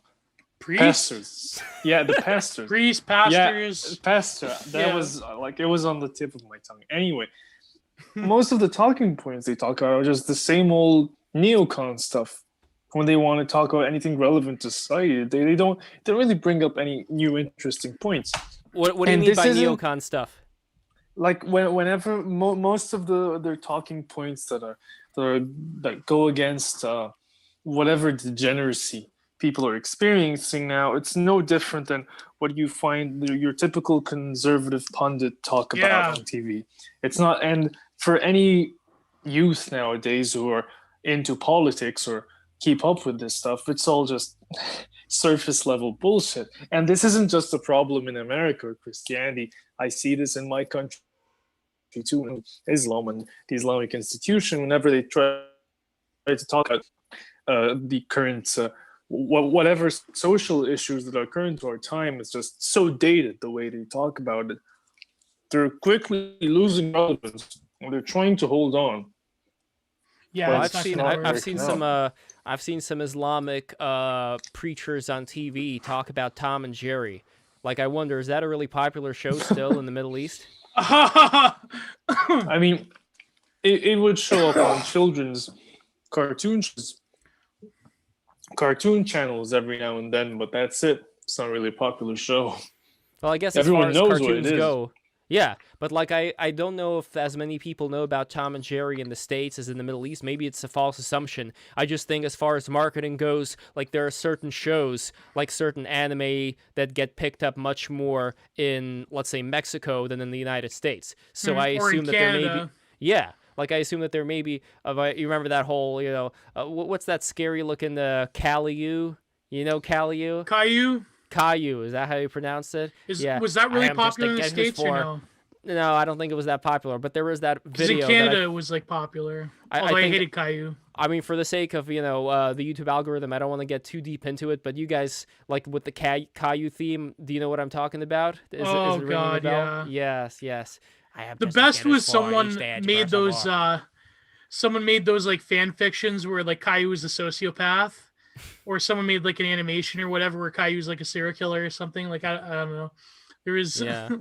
I used to be Yeah. around, by the way, a lot of the children's TV execs, because I used to go to this place called the Kids Screen Summit. This was held at the Hilton Hotel in New York City around this time, actually, like around January. And I got to meet a lot of interesting people. Fred Seibert, I got to see him a lot there. I got to see people from Canada, a lot of Canadian companies. Chorus, that's a Canadian company, right? Oh wow, holy shit. Half of the shows I watched when I was a kid was Yeah. produced either by Chorus or Nirvana. That I was met some like- Nelvana people there. Oh wow. I met dude, people from I'm having from some nostalgia right here. In fact, I have a Yeah. shirt. Well, this is from the Auto Animation Festival. I have a shirt that says Nerd Corpse on it. I don't know if you know Nerd Corpse. Oh yeah. Yeah. That was Wow. I have it right here. Maybe I'll show it off later. But that was a Canadian. Did you that ever was a- meet like William Street people or no? Oh yeah. I got to Wow. meet the head guy at the Annecy Animation Festival, and Oh, we were talking man. about Robot Chicken, and I mentioned how Super Milk Chan looks really trippy, and that was Keith Crawford. So Keith Crawford, he's the head honcho over at Adult Swim, and he was partying it up. My one regret is that I did not get to meet Tim Burton at that event, but I did get to meet Matt Groening, so that was fun. Oh, wow. Yeah. No, there's I a lot of was interesting- really. Yeah. Oh, go on. You were in No. the middle What of were you gonna sentence. say? I was saying I was really into animation from ages 15 to 18, but I went more of like the anime side. I was more interested in Japanese animators and stuff because their stuff is, I to don't me, blame it you. was far more. Yeah, it was technically impressive. It was like No, I I was don't at the blame you. point where I was actually, when I was 18, I really wanted to go to Japan and work in an anime studio at one point. But then I realized the realities of that industry. Man, it I sucks. became yeah. aware of the realities of that industry, and I Yeah. changed my mind. Well, there was this series, this pornographic series that I'm sure you guys know back in the day called Poor Little White Boy or Poor Little White Guy. What? You know what Oh I'm my talking about? god, that meme.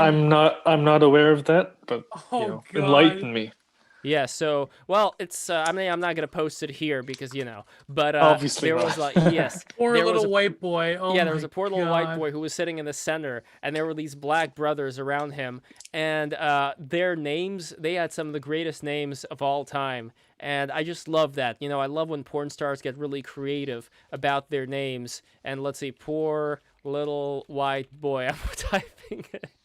I'm typing it in right now. These are the sacrifices that I do for your saying, well, that's not a sacrifice. Yeah, Why yes, are it we is. even talking Okay, about this? here we go. No, What because is the fucking because I really like the names. I'm just gonna tell you the names right now. Okay, so here are the names: Thugzilla? Thugzilla, Venom, Prince Untouchable, and then there's another guy after here who's probably his brother, Peanut Untouchable. Oh my god. Deshaun Troy. Deshaun Troy.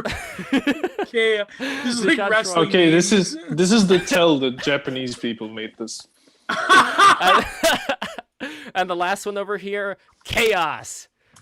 That's right, from Sonic Adventure. Chaos. And That's like the Twitter account JAV titles.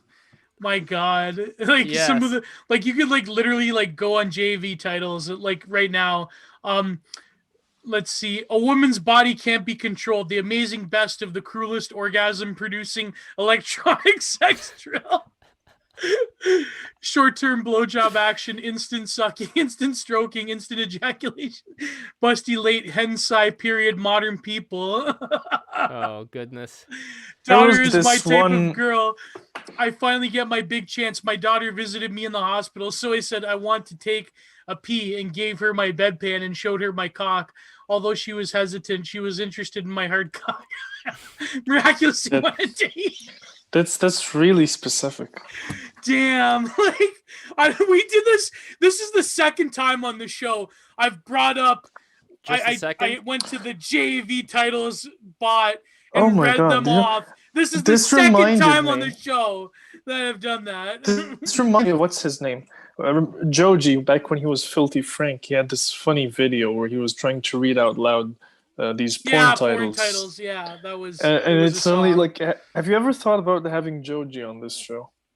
I wonder if we could. He's too big, though. He's too. Yeah, that's the thing.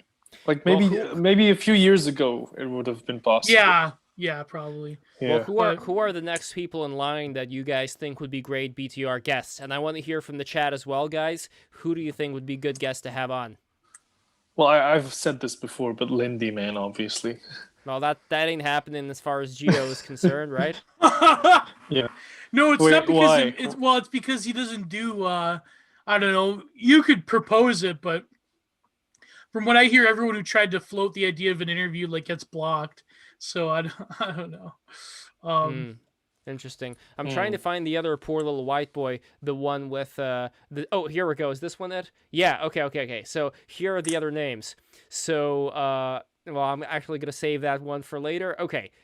Here are two of them. Okay, so here are the brothers. Sexy One.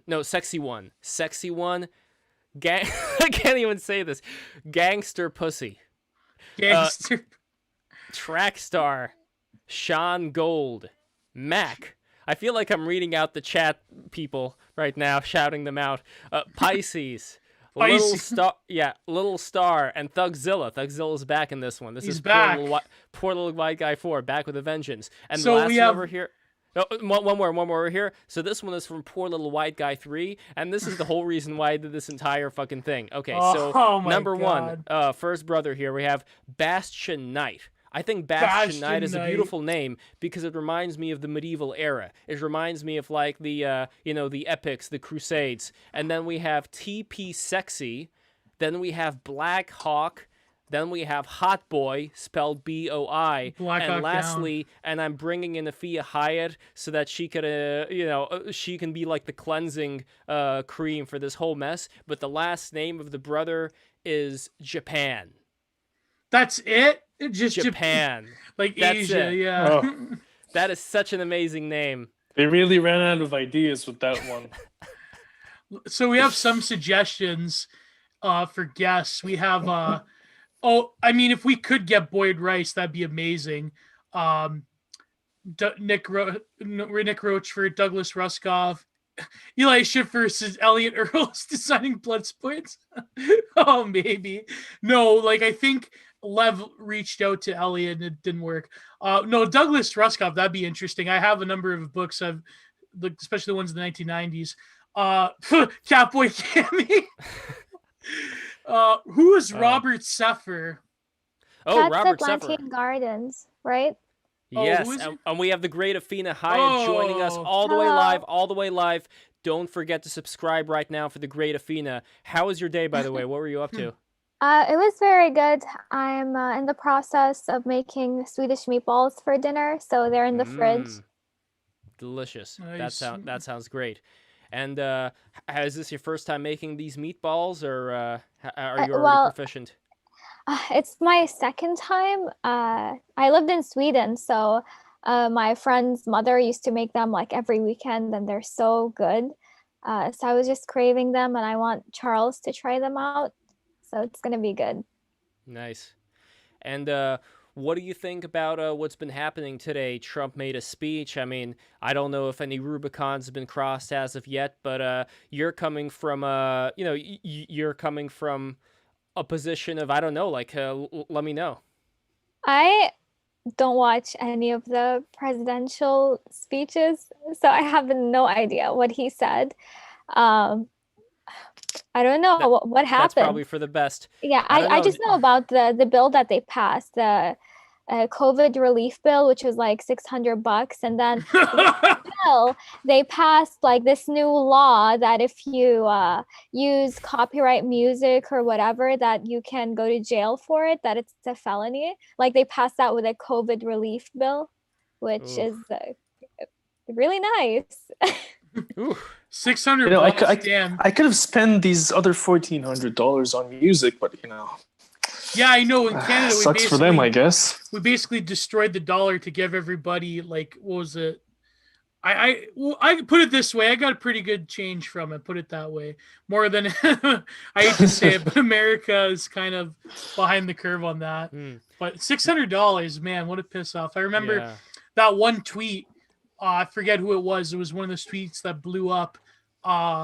That said the boomers that could pay their way through college by having a summer job are giving you $600 to live on. So there you go. That's get Varge on the show. I don't know if Varge does interviews. Does Varge do interviews?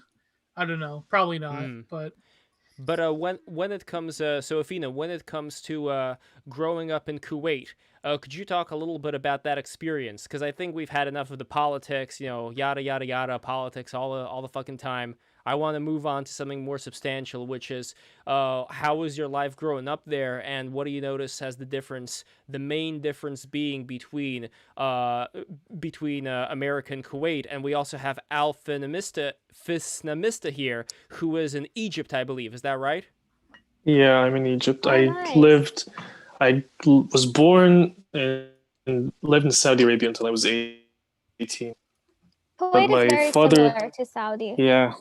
My father is Egyptian and my mother is Palestinian. Oh, cool. That's really cool. That's a nice mix. I grew up, my best friends in high school were like 3 Egyptian girls, and they are the best. And they live in Cairo now for university. But yeah, growing up in Kuwait and life in general as an adult, an adult with a job, is just so different from the work culture in America, because life in Kuwait is made to be so easy. The government just hands you everything, no taxes. Straight out of college, you get like a really high paying government job for 2 years, and then you can do whatever you want. So it's like people are not so consumed by debt and like 12-hour work shifts that they actually have time to get angry at the government or parliament.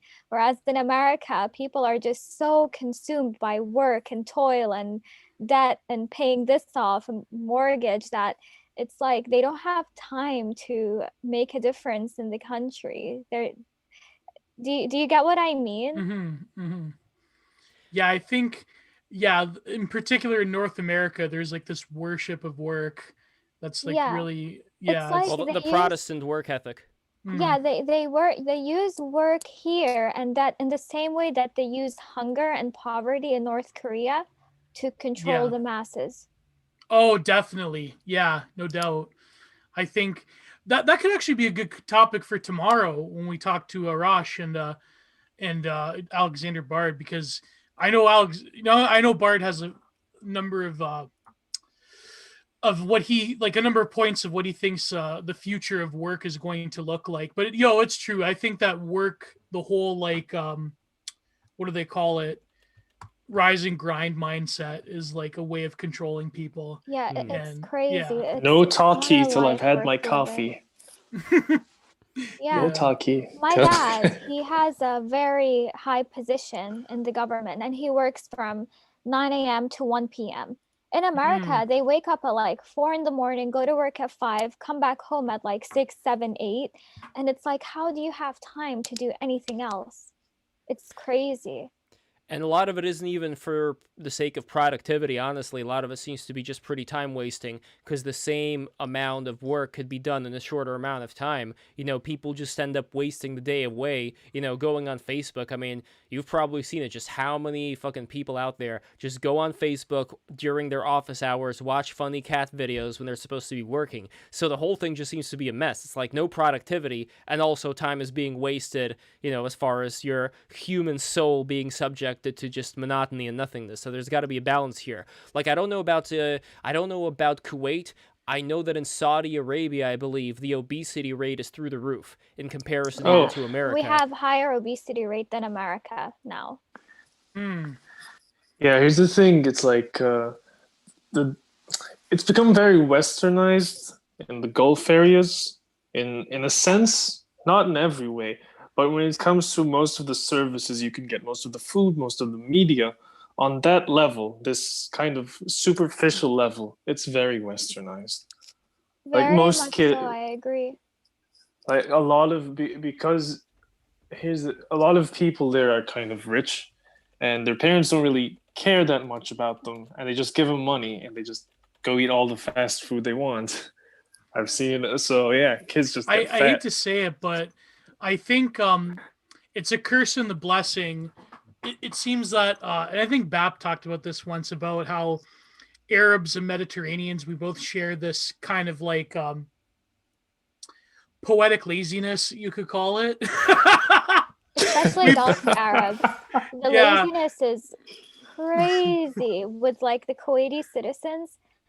I can't even begin to describe it. It's the laziness is like extreme in the country. Yeah, it's funny because that's an attitude that is so like fundamentally at odds with like the WASP, like Anglo-Saxon Protestant, like slash like Scandi like attitude of like work will set you free sort of thing.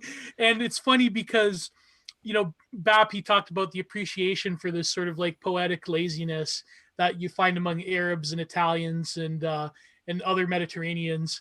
And it's just like it's funny how like I remember Varge was talking about this about how he met these Arabs in prison, and he's like, well, you know, because he spent some time in Afghanistan because his father was an engineer, and it was when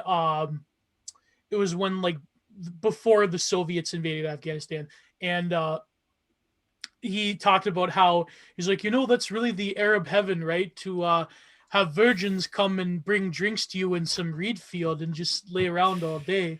And it's funny. Like, I feel like that's one thing that the Castizoization of America will probably, it's going to like be funny to see the Castizo futurist aspect of America great with this like rise and grind, like post WASP attitude, how like people just like worship work as like a religious sacrament. Well, do they worship work in Brazil? Oh fuck no. Are you kidding me? So, you fucking kidding me? that may be the change then away from that grind. But another thing to notice though is that if we're talking about like the competitions, no, it depends. I shouldn't say that. It depends on the class. In Brazil, it depends on if you live in a favela, you're either like in extreme poverty where like work isn't even like an issue because or you're a drug lord. Yeah, or like where mere existence is like I'm talking about abject poverty.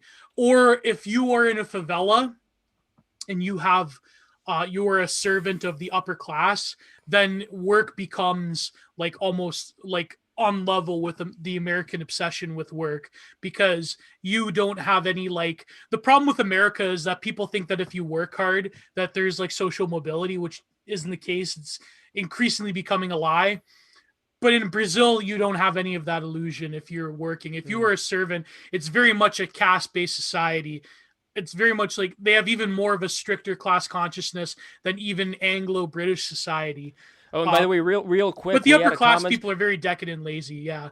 But We they had have a money, comment from so. Super Iron Bob, which actually ties into this a bit, but this was from the other day. This was a super chat that I forgot it did not show up on the system, but here it is. This is a $5 super chat from the great Super Iron Bob.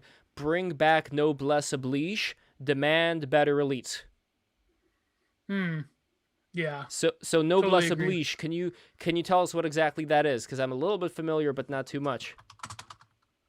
Yeah, noblesse oblige, French for literally noble obliges, obligation, is a French expression used in English meaning that nobility extends beyond mere entitlements and requires a person who would such as fulfill social. Yeah, yeah. So basically, in any sort of monarchical system or feudal system, the aristocratic class or the ruling king or tithe holder has a certain set of responsibilities to the people themselves and a certain set of sacred duties and obligations that the French Revolution totally destroyed the concept of. But basically, before the French Revolution, the French nobility had notions of duties, and the people were entitled to a certain amount of paternal chivalry and duty towards them by their ruling class. But nowadays, we don't really have that. We have more of an invasive, we have a political class that's more invasive on people's everyday lives than ever compared to any feudal system. Yet the noblesse oblige is like totally destroyed because people are looking at fucking Stacey Abrams as this like goddess of like, oh, she secured the Georgia votes. And it's like, do these people really have an obligation to the citizens of America? Like, no way. Like, come on. It's just, I hate to be blackpilled about it, but yeah, I don't know, just, but I can't say that fully just because I don't see anything as a monolith. Because there are people out there who assume that all of the elites are already, they're all swamp things, and the only person who's telling the truth is Trump and the people around him, and that's it. And I can't buy that either. Like I still think that there would be people who are, in every facet of society, including the quote unquote swamp, that would actually give a shit. Now, as far as Right. whether giving a shit is effective or not for creating the kind of change that would lead to more prosperity, jury's still out on that. You got me. Like I kept saying before, since I don't still know enough about what the repercussions are of a lot of these decisions, except for like very obvious ones. It is very obvious that the people in Washington and Seattle, that they're doing a piss poor job of good governance. Apparently they're evacuating Washington from what I'm seeing on Twitter. So Oh man. Yeah, see, like that is an example right there of something that you don't really need to read 50 books to find out. But when it comes to geopolitics, when it comes to politics. yes, when it comes to anything related to things that we don't really have in our data centers and have only been passed down to us through 4chan or through Twitter, through our Twitter communities. Like, again, this is why I really want to emphasize, make sure everybody keeps an open mind, even about, like, stuff that you would consider to be absolutely abhorrent for the sake of seeing, is this the best out of the absolute worst solutions that have been entertained? And, like, that's the only thing that I could say, and I keep saying it, and I think it's very important to emphasize. But another thing that is important to emphasize is, how do we bring back this noblesse oblige in the elites that we see are, regardless of how many books we read, obviously doing a piss poor job? And that's something that I want to focus on as well with these next couple of years. So, Athena, I wanted to go back to you about the state of your elites. Like, if we're talking about, like, the obesity epidemic that's in Kuwait, as far as, like, the richest of the rich, are they spending all their money on tigers, or are they doing certain things to, like, help out, some of the migrant workers maybe, or I don't know, because I know, like, the migrant workers, they're kind of like the lower class, and Yeah, it's like the working class, and we have no citizens in the working class. I would say Kuwaiti citizens are like a few in the middle class, and then upper middle, and then upper class. But people like, so there are 1 million Kuwaiti citizens in the country, 3 million expatriates. 100,000 of those million are millionaires, Oh, which boy. is a big number. But from my experience, and my dad has a lot of, like, my dad is good friends with the prime minister, and he has a lot of friends in high positions. They pretty much spend a lot of their money on entrepreneurship and starting new businesses to make more money.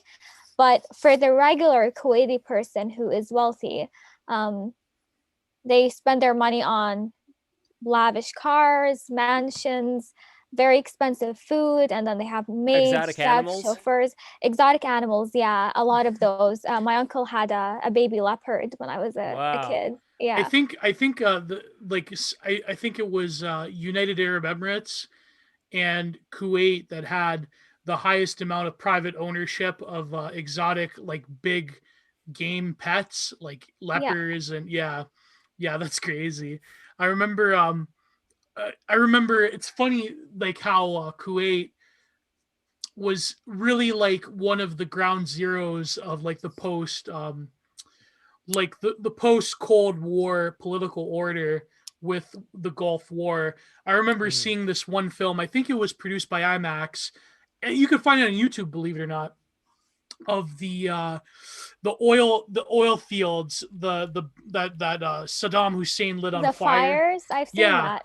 Yeah, and how they were capping them, but at the very end, it was a very good film, and it was talking about how, like, the order of the world is never going to change. Is going to change. It's going to be fundamentally different, and it's funny how Kuwait was, like, at the center of it, but nowadays I feel that even the unless something dramatic happens, I feel like the whole obsession with the Middle East is being eclipsed by, like, so now America isn't just going to physically invade the world, but now the consciousness of the world is basically just like American politics.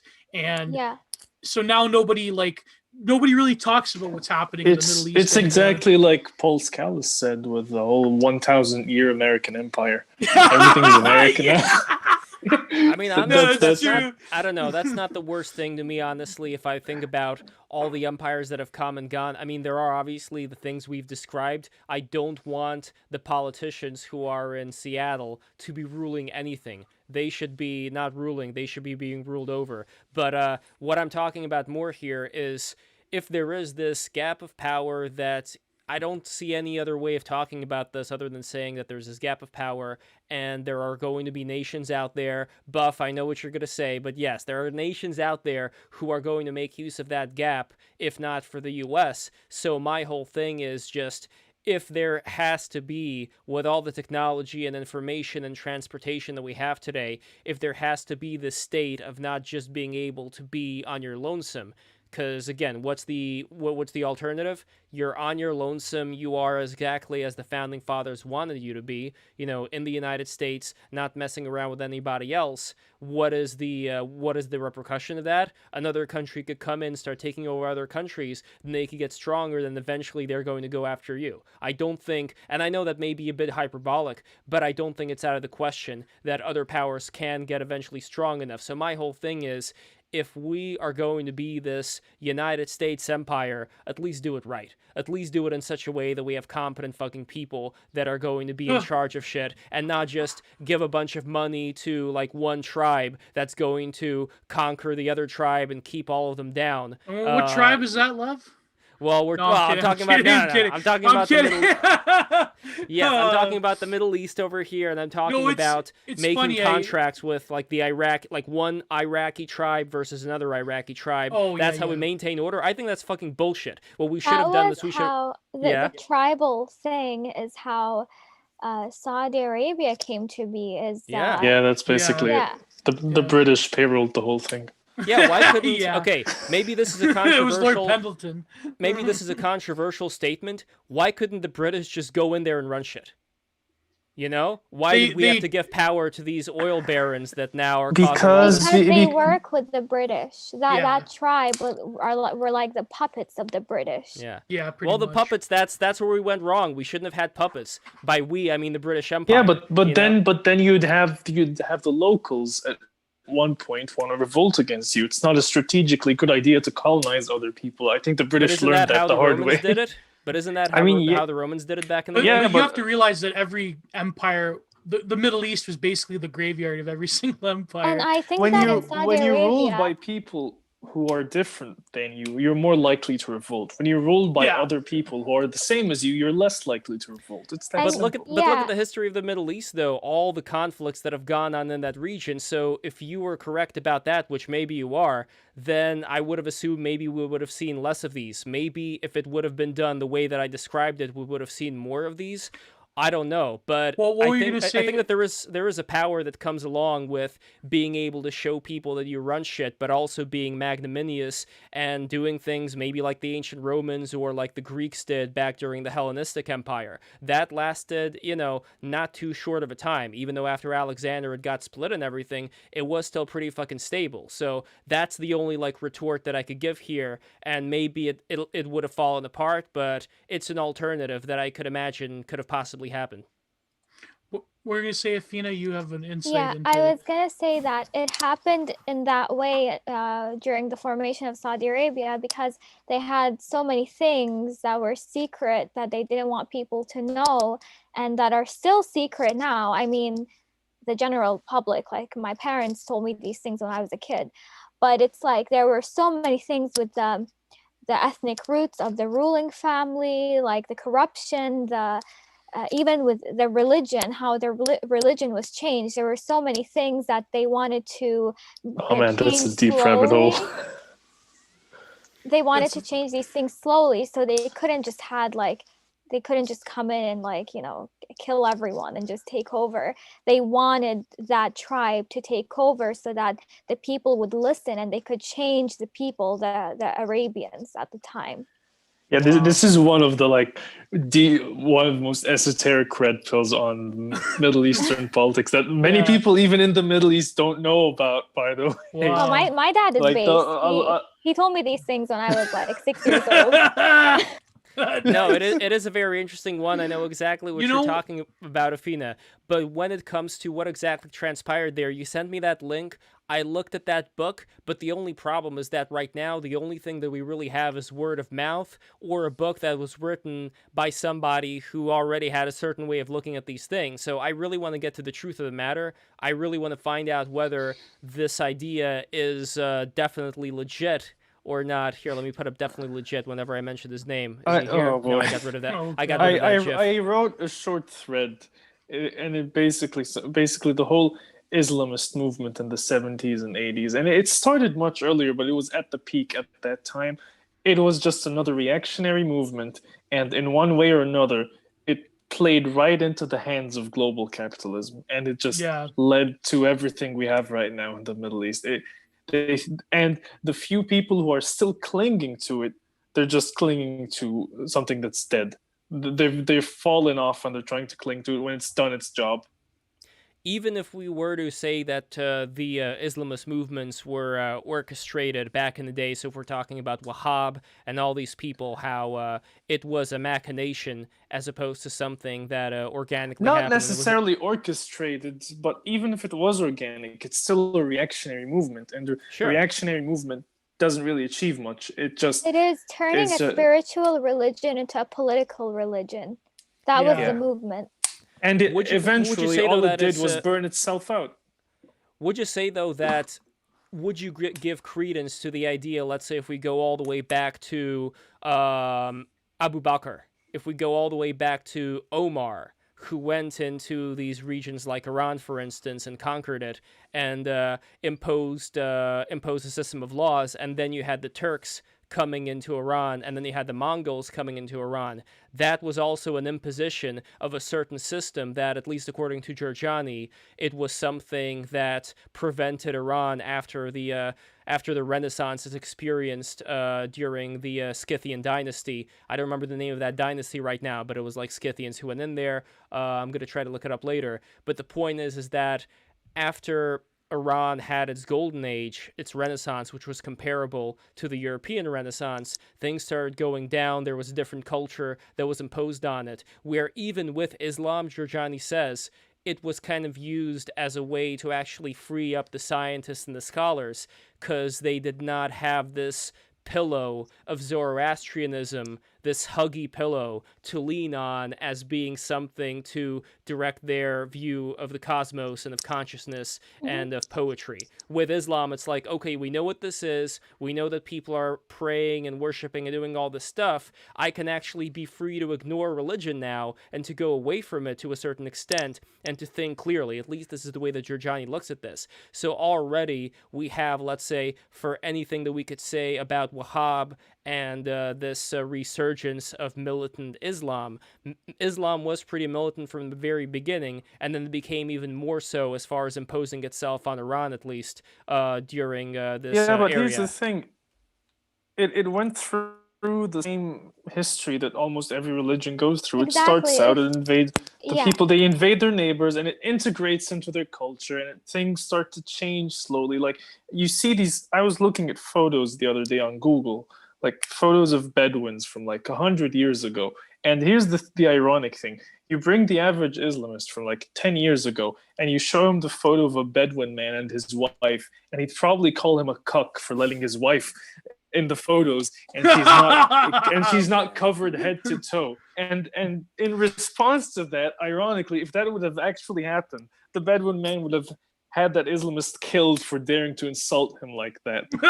So you see where I'm coming from. So, like, well, this is something also with the Sasanians. Like Mehran in the chat was mentioning Parthians. That's it. That was the Parthian dynasty. That was like one of the big ones back in the day that created a golden age, although it continued on after the Islamic conquest. So you're absolutely right. Like, there are these elements that seep out that would make a cuck out of a photo of this person you were mentioning.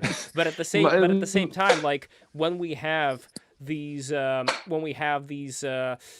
parts of Islam that can't really be ignored that much as far as morality law, military law, we have the hadiths, we have all these texts that not every sect. It's only Sunni Muslims that pay attention to hadith. My family are Alawite. They don't read it. They only read the Quran. Interesting. No, that is that is a good point you brought up. But regardless of whether somebody does or does not take these things into account, we have enough people, and correct me if I'm wrong, but we did have throughout all of this history post the Islamic conquest a lot of sects who were like that and did impose the will of the hadiths onto the populace. So sure, you could have Bedouins who were like that, but then you would have others who weren't. 90% of Muslims are Sunni. They're the dominant sect of Islam, which is weird because that wasn't a thing during the Prophet's time. There was no such thing as a Sunni. It only came after the formation or during the formation of Saudi Arabia. Well, it's like some Game of Thrones shit went down, where we had Ali and then we had Abu Bakr. Some people say that Abu Bakr was the Uncle Scar to the Mufasa of Muhammad. There are some people who talk about how it was illegitimate. Well, I guess the Shiites talk about that, about how the rulership of Abu Bakr was kind of planned in advance because he wanted to take the throne. And as a result, you have Ali forming... Well, he did not form the Fatimid dynasty, but it was named after Fatima, who was his wife, and it was the daughter of Muhammad, who allegedly, I think, and people are still not necessarily sure what happened. People who supported say it happened, people who are against say it didn't. The burning of the house by Omar of Fatima while she was pregnant with Muhammad's grandson. I don't know exactly what went down there. Who knows? But the Imam Ali is like a was a dangerously spiritual man. Like, he wrote a lot of books that have been banned, that you can't get anywhere, that governments have kept. And I've read some of his books because my family are Alawite, and they're amazing. It's like the kind of stuff you would see in the Kabbalion. It's like exactly the same. It's crazy. So I understand why the new sects of Islam are taught to hate him and curse him. I was not aware that there were texts like that are similar to the Kabbalion. You should read them. They're amazing, but they're hard to get. Like the English well, you speak Arabic, right? So you'd probably be able to read them. But there are English translations, and you can get them. They're just really hard to find. Wow, I don't need the English translations. But are any of these similar to things that the Sufi mystics Very similar, talk yeah. about? Yeah, very Yeah. similar to Sufism. That's why a lot of perennialists became Sufis, because they Yeah. thought that Sufism was Gurdjieff. like, yeah, well, Gurdjieff, but also Gunyan, obviously, and Yeah, René well, Gagnon. Fritjof Schuon was kind of interesting. When he went back to America and got into a lot of nefarious shit with the Native Americans and a lot of abuses of the sexual variety, put it that way. But Schuon was another one that dabbled with Sufism, but like they thought that Sufism was the capstone of a lot of mystical schools combined with the sort of the Abrahamic Semitic religions of both Christianity and Judaism and then Islam. So they said that Sufism, in a lot of ways, because of its clarity and its focus on the one, is like the ultimate like perennialist religion. So a lot of them either converted to that. A few of them converted to like more mystical sects of Christianity. And well, Evola, I think it's ambiguous whether he converted near the end of his life, but Evola kind of like stayed like a stalwart, like post Nietzschean. So yeah, Stalwart, stubborn as a bunion, as they said in that Tim and Eric sketch. And also we have the assassins. And there was a thing that I'd like to read from Giorgiani's book, Irene Leviathan, about the assassins. The cosmos of the assassins is Insane Kabir, whereas human being is Insane Sakhir. Marshall Hodgson notes the universalist spirit of this mirroring of the macrocosm and the microcosm of man, where he writes of the Assassin Creed, the whole universe is made rational and familiar so that no helplessness is felt before the most awesome attempt at orientation. Men are to be grown up and at home beyond all horizons. To be an Ismaili is to be the elite of the universe. The Nizari saw the human form as so perfect that all things must pass through that form before achieving spiritual perfection. They even held a humanistic view of superhuman beings, so that angels or devils or fairies are simply certain kinds of men. I was always talking about this. In the Haft Bab, the view is stated that Paris ruled the earth in the time before Adam. These putatively preternatural paris, or fairies, who are also called jinn, are actually a certain kind of human being, neither as good as angels nor as wicked as devs, or demons. interesting. This reminds me of something Sonny once said about everything being tending towards being anthropomorphological. Yeah, that's the word. No, I definitely see that. I mean, like I know that we had Helios Logos who was also writing about this, but I was talking about this way back in the day before Helios Logos. I was talking about how when I take a look at animals, I see people. And Oh, sometimes I God. imagine, yes, I'm going to say it. I think, okay, this is my very controversial take here. I think that animals are actually people who have degenerated over time into more of an animal-like form, yet they still retain the backbone. Now, Oh, sure, I have to do a God. lot of studies, I have to see this. I know it sounds silly and ridiculous, but what the hell? It's something that I look at. When I look at the eyes of my cat, I see a human being. You know what I mean? Like the nose, the ears, and all that. It's a very different way of looking at the structure of the universe, even. Like if you all of a sudden go outside, look at the birds, look at the fish in the supermarket, and just imagine people that have changed over time. It's like, I'm gonna what be the right fuck? back. Well, I read this interesting thing that said that animals and disabled people are actually angels, and that they're on Earth or in this world to aid humans in their soul quest. I think my It could cat's be an angel true. for sure. I'm so- pretty sure my mom used to tell me something similar, or about how children, when they die, they go to heaven as birds. Yeah, that's a thing in Islam that if a child dies, they automatically go to heaven or they become birds or that's very rooted in different mythologies where humans reincarnate as animals or angels are animals.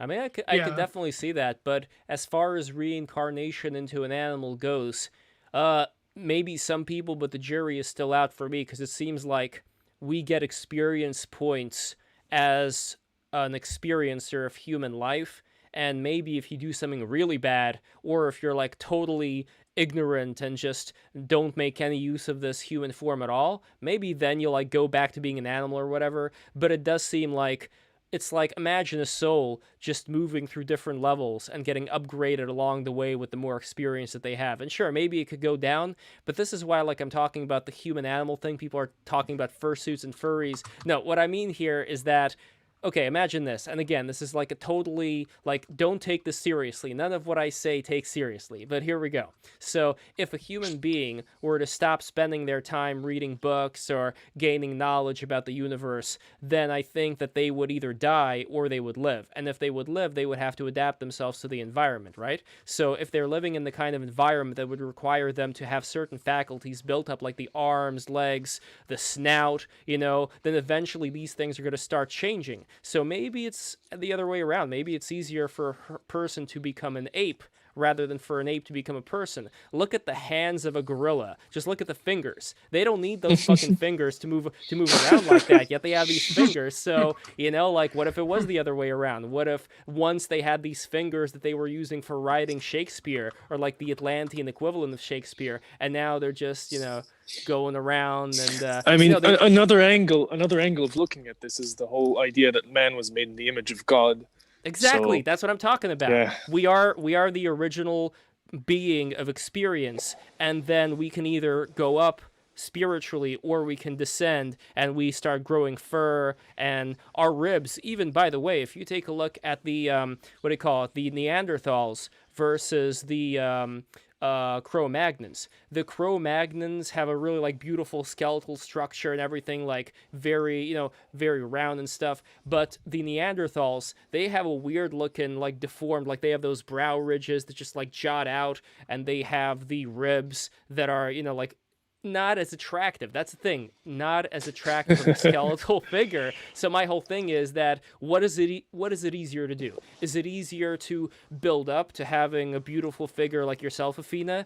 Or is it easier to go down and to just start expanding outwards and getting like bigger claws and stuff? Like, don't take any of this seriously, ladies and gentlemen.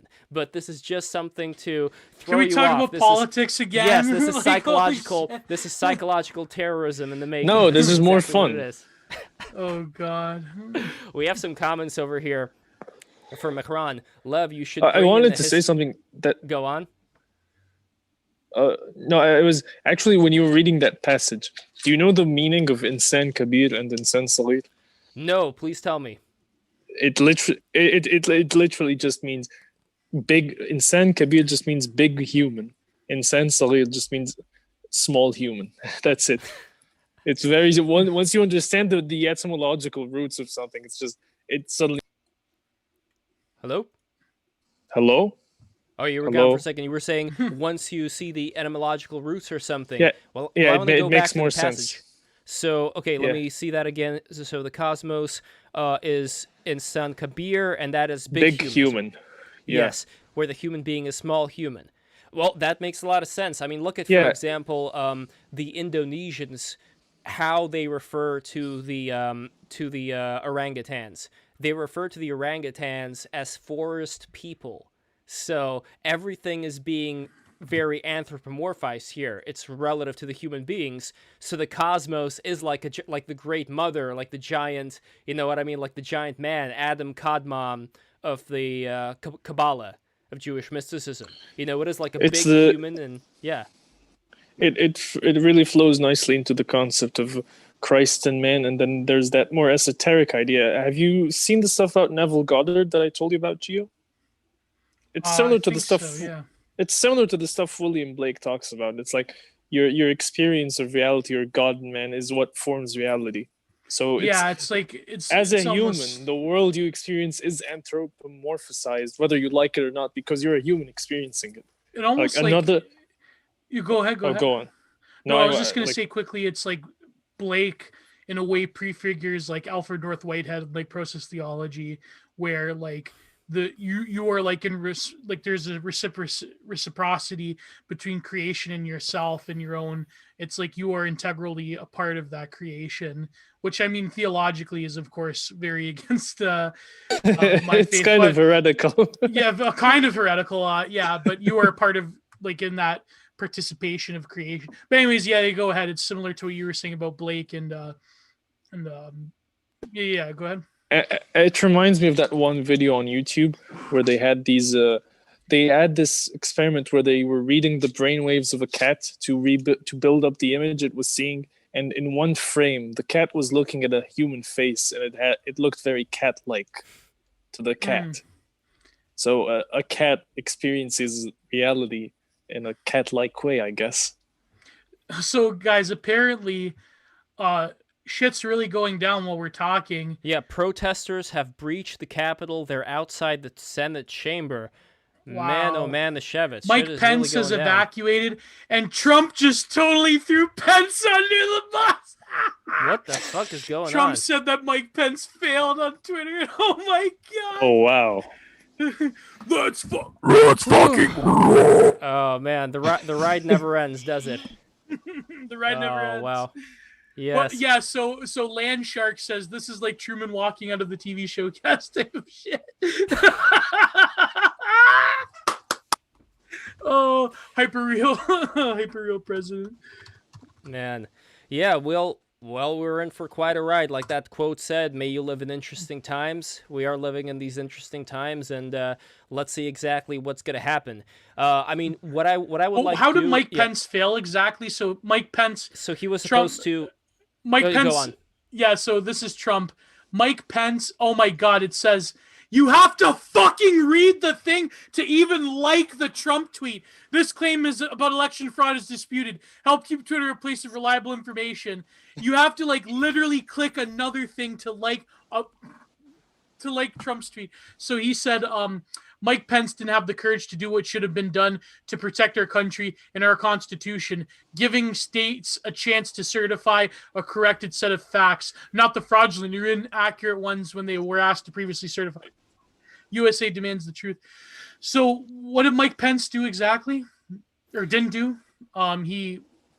Go ahead, Love. So Mike Pence was supposed to, at least according to Trump, not certify the these election results, so that I guess there would be a recount or something. Not exactly sure what the step would be after that, but that wasn't done. And right now there is a tweet from Trump Jr. who was saying this is wrong about like what's going on right now with the protesters. This is wrong and not who we are. Be peaceful and use your First Amendment rights, but don't start acting like the other side. We have a country to save, and this doesn't help anyone. I mean, well, whatever's happening is happening. Like, what? Let's fucking see what exactly is going on here. I mean, I think that we right now, as far as me, Afina, Gio, Finamista, Jules, like, we can do things on the local level again with the powers that we have to make sure that people don't, turn into animals, metaphorically as well as literally, you know what I mean? Like, we have the power to do that through our own, through our own faculties. As far as I'm in Egypt. The army controls everything. Okay, fine. Yeah, you're not gonna be able to do anything. But anyway, well, no, even within your community, like you, the great banana duck can change a lot of things on the local level, I think. So I love how immediately the verified shitlibs are already saying about how, oh well, you could get where are the rubber bullets and what there's like how come they when Black Lives Matter protested, the police came out and why aren't they stopping them? Well, I don't know. It's just I think that's a narrative being crafted right now. And they're saying, so Bill Kristol, people carrying Trump flags have stormed the U.S. Capitol, and Donald Trump has not disavowed his supporters' assault on the American government.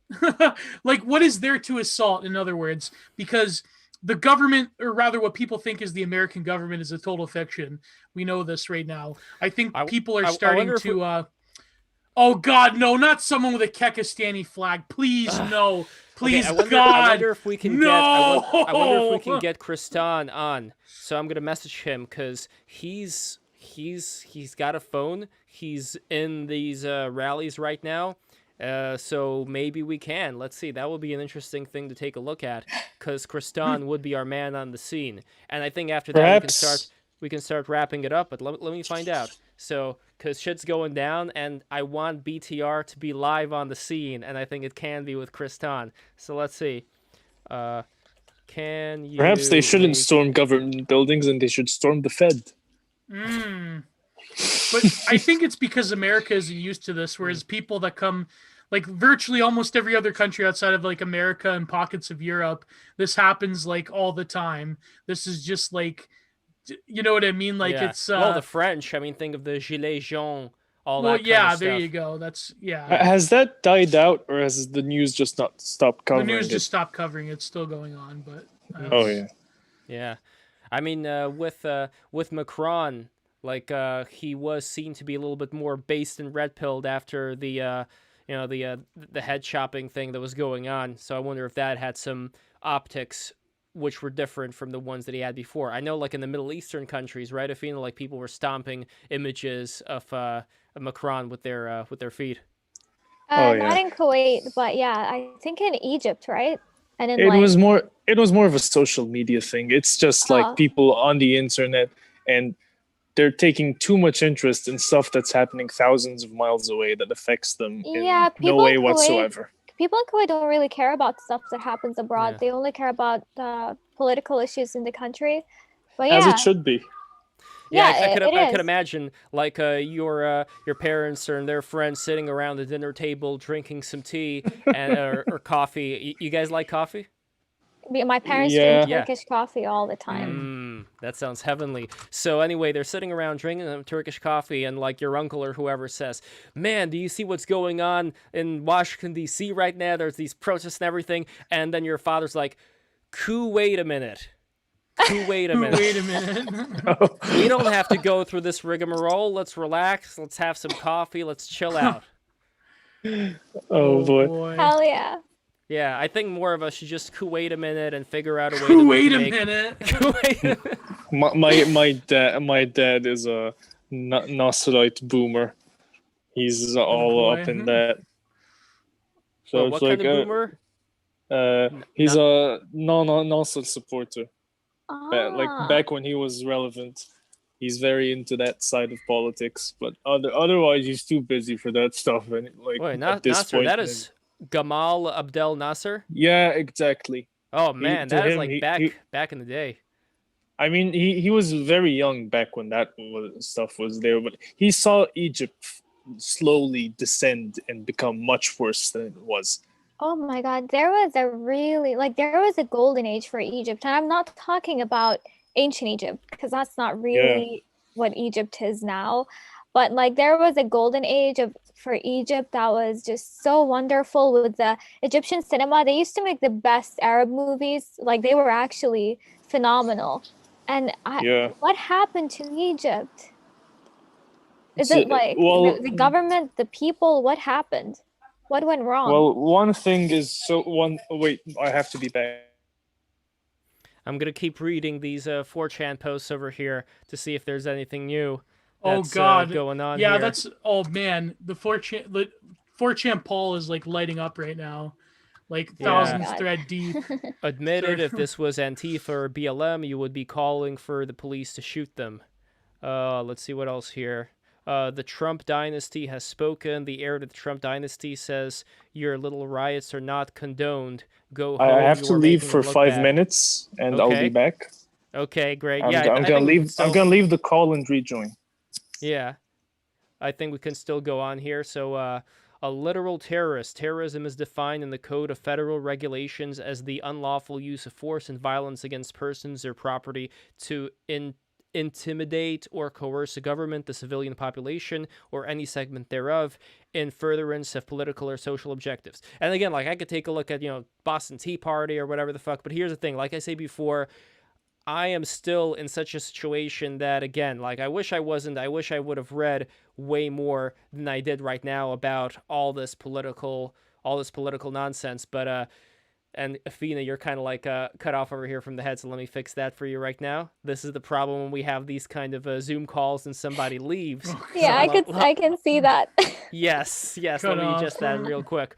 But anyway, when it comes to thinking, like, is it the right move to go over the heads of the elite and go like Julius Caesar mode and whatever, versus having the elites there? Like, it is such a hard decision for anybody to make who has not taken a good look at, regardless of all the bad things that are going on, is there still a certain amount of stability where, let's say, the extreme left has been utilized just for the sake of getting elected, and sure, there's like corruption, but relative to other parts of the world, the corruption really is not that fucking bad. Like, when is the time that you could say no? But that is I think a legitimate question. Well, when exactly is the time that bad? And I really think that, like Gio, we have both lived in pretty cushy situations relative to a lot of people. I mean, I'd say, like, even, regardless of whether it's the Middle East, like Athena, you've also like grown up,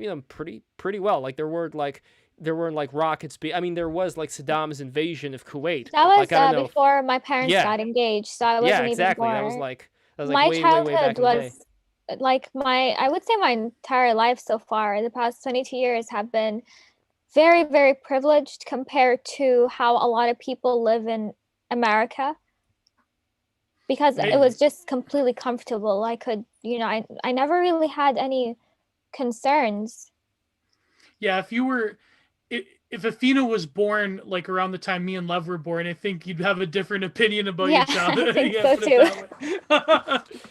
But so, because like I'm 28 and Lev is 31. 32. I'm 30 fucking Oh, two. shit. Can you believe that? Oh my god, 30-year-old boomer. Yeah. Oh, wow.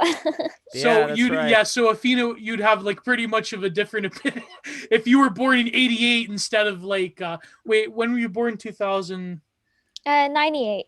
98. Oh yeah, okay, yeah. So if you were born in 88 instead of 98, you'd have a totally different opinion. Oh, I'm about sure. Your childhood. But my dad, the way he raised me and my siblings, because we did have a privileged childhood. My parents are very well off, but my dad, his childhood was pretty rough because he grew in poverty. Like, he had to work for everything he has. My mom was from like a rich merchant family. So during the invasion, my mom's family fled to Dubai because they could afford it, but my dad couldn't. So he was there in Kuwait. And he had friends in the military, and they would supply him with like snipers and machine guns. And they would be like on parking lot, like in parking lot buildings, like sniping Iraqi soldiers. Oh, man. Yeah. So my dad's experience during the war was really crazy. And he taught me and my siblings humility and gratitude for what we have.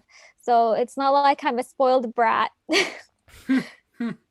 Wow, this is why also I want to have gratitude for even the situation that we have here in the United States. Because again, like let's define it like this. What are the things, because we're not living in horrible lives right now, what would be the thing, Gio, that you would well, that's the thing. What would be the thing that you would say most of the people on the very online sphere of Twitter are the most concerned about the nightmare doom scenario? Because to be honest, if it's just having a candle with whatever her name face is on it, if that's the extent, or if like some people who say gamer words, get fired from their job, like if that's the extent, it's it's not the most horrible situation. Well, it's not hell on earth. So what is the hell on earth that people are the most afraid of, that they don't want the United States to get into, which is why they are reacting, in a very reactionary way towards the quote-unquote establishment? Well, I guess it's a psychological hell, first of all, then it'll be a physical hell, because it's always a humiliation ritual. So the hell that people predict isn't if you're talking about our spheres, the hell isn't going to be collapse. Collapse in some ways is what people want. It's back in the Thermo days, we called it doomsday optimism. So I think that's not the hell that people envision. The hell that people envision would be a further continuation of the trajectory of the system, the way it is structured now, going forth with like an intensification of what they're already trying to do and what they're already trying to plan. And you don't have to like, it's not far off from like, put it this way, it's not as crazy like as like it's not going to be as crazy as like early like D's illustrations edits and illustrations. It'll be more subtle than that. It will be an immense spiritual poverty that will follow a physical poverty, an economic poverty. But it won't be like a Great Depression thing where society is like on the verge of tatters and people band together because they realize that their material existence is threatened. They'll keep us alive. That's the essence of biopower. It's going to keep people alive just enough to realize the grinding humiliation and spiritual poverty of existence. But you won't maybe they'll provide us enough vermin towers to where we're not going to physically starve, but we'll starve in different ways. Life will become increasingly unbearable for people who don't directly benefit from the system. And the thing is, the people that benefit from the system, they're not even going to benefit materially from the system. They will benefit in terms of like egoic, what do they call it? Narcissistic supply. Hey, you're back. Hey. Yes. Like we were just talking about my father and he had to call me at the same time. Interesting coincidence. Yeah, but well, I guess to go back to what we're talking about, what happened in Egypt, it seems nobody fucking cares after like what happened with the color revolution. It seems nobody cares anymore. It was kind of a slow descent. First thing was Nasser was a socialist, right? He did some things right, but he also did a lot of things wrong. And socialism was one of these. A lot of land was redistributed. A lot of land was redistributed to the local masses and was misused. So now you have a lot of buildings that were built in a completely unorganized way. You have, for example, you have highways going through residential areas. That's one thing you're going to see in the city. Another thing was the war with Israel in the 70s. That had a horrible economic impact on Egypt. And there was the whole like people relocating from rural areas in large numbers to the city. Like the infrastructure got fucked, and again the economic impact. So it was a slow descent from then until now. Things are improving since, even though a lot of people are against military rule and all that, but since the current president Abdel Fattah al-Sisi took hold, things have been like getting better. But it's still a big recovery since the 30 rules were what's his name, Hosni Mubarak was in power, and there was a lot of corruption. It's a very complicated subject. Actually, if you want to have a stream about in-depth Egyptian politics, I have some friends who really know about this, and I can get if you want to organize a stream for that, I can talk to them. I can actually get them on this stream. Like they know way more about this than me. We'll call it the Walk Like an Egyptian stream. If only we could play that music, by the way. By the way, Gio, you got to watch JoJo already. What the fuck? Oh my god, I know. Because Walk Like an Egyptian is one of the songs that was used for Stardust Crusaders, which I think it's like, I don't know, either Stardust Crusaders or the last one, Golden Wind, is my favorite JoJo. Fin Samia. Do you have any shots fired into the U.S. House chamber? What the fuck? Oh what boy. What the fuck is going on? Let's go! You know what's funny about what happened with Egypt? I remember it distinctly. This was what was the year the color revolution happened? It was 2011. 2011. Yeah. I remember 2011. I was still a kid back then. I remember there was I was watching the McLaughlin group, and I know John McLaughlin's dead, not the musician but the pundit. If you watch PBS, he had the McLaughlin group, and I remember he predicted, he's like, what is your they would go around the panel and they'd be like, what's your prediction for like what's going to happen? And I remember right before he said He's like, I predict that Hosni Mubarak will step down and they'll put in his son Gamal Mubarak. And this was like literally a month before the color revolution. That never happened. So that prediction was kind of bullshit. So Well, part of it was true. Part of it was true. He did step down. yeah. What Did happened he- to Mubarak's kids, by the way? They like in Saudi They're Arabia. not. where are they? They're not on the scene. They're like no one knows what's going on. The Hmm. Mubarak died like a year ago or something, and Yeah, since then yeah. they've just not been in the scene at all. Like I don't know. They kind of disappeared. Man, let's see what else is going on here. Jesus Christ, how embarrassing for the GOP. Look at these retards. Oh, yeah, look at this. Hold on. I'm going to post a photo over here. Un seconde here. Okay, this is a photo that was posted on 4chan. So there is a lady over here in the chamber. Let me see if I can make a bigger picture of this. So, hold on, everybody. Okay, I'm going to do this. While you're at this, a Uh-huh. lot of people say, and there is some truth to this, that a lot of the Arab Spring revolutions had some foreign interference to them. And I don't know for sure, but Afina, you said your dad is connected politically.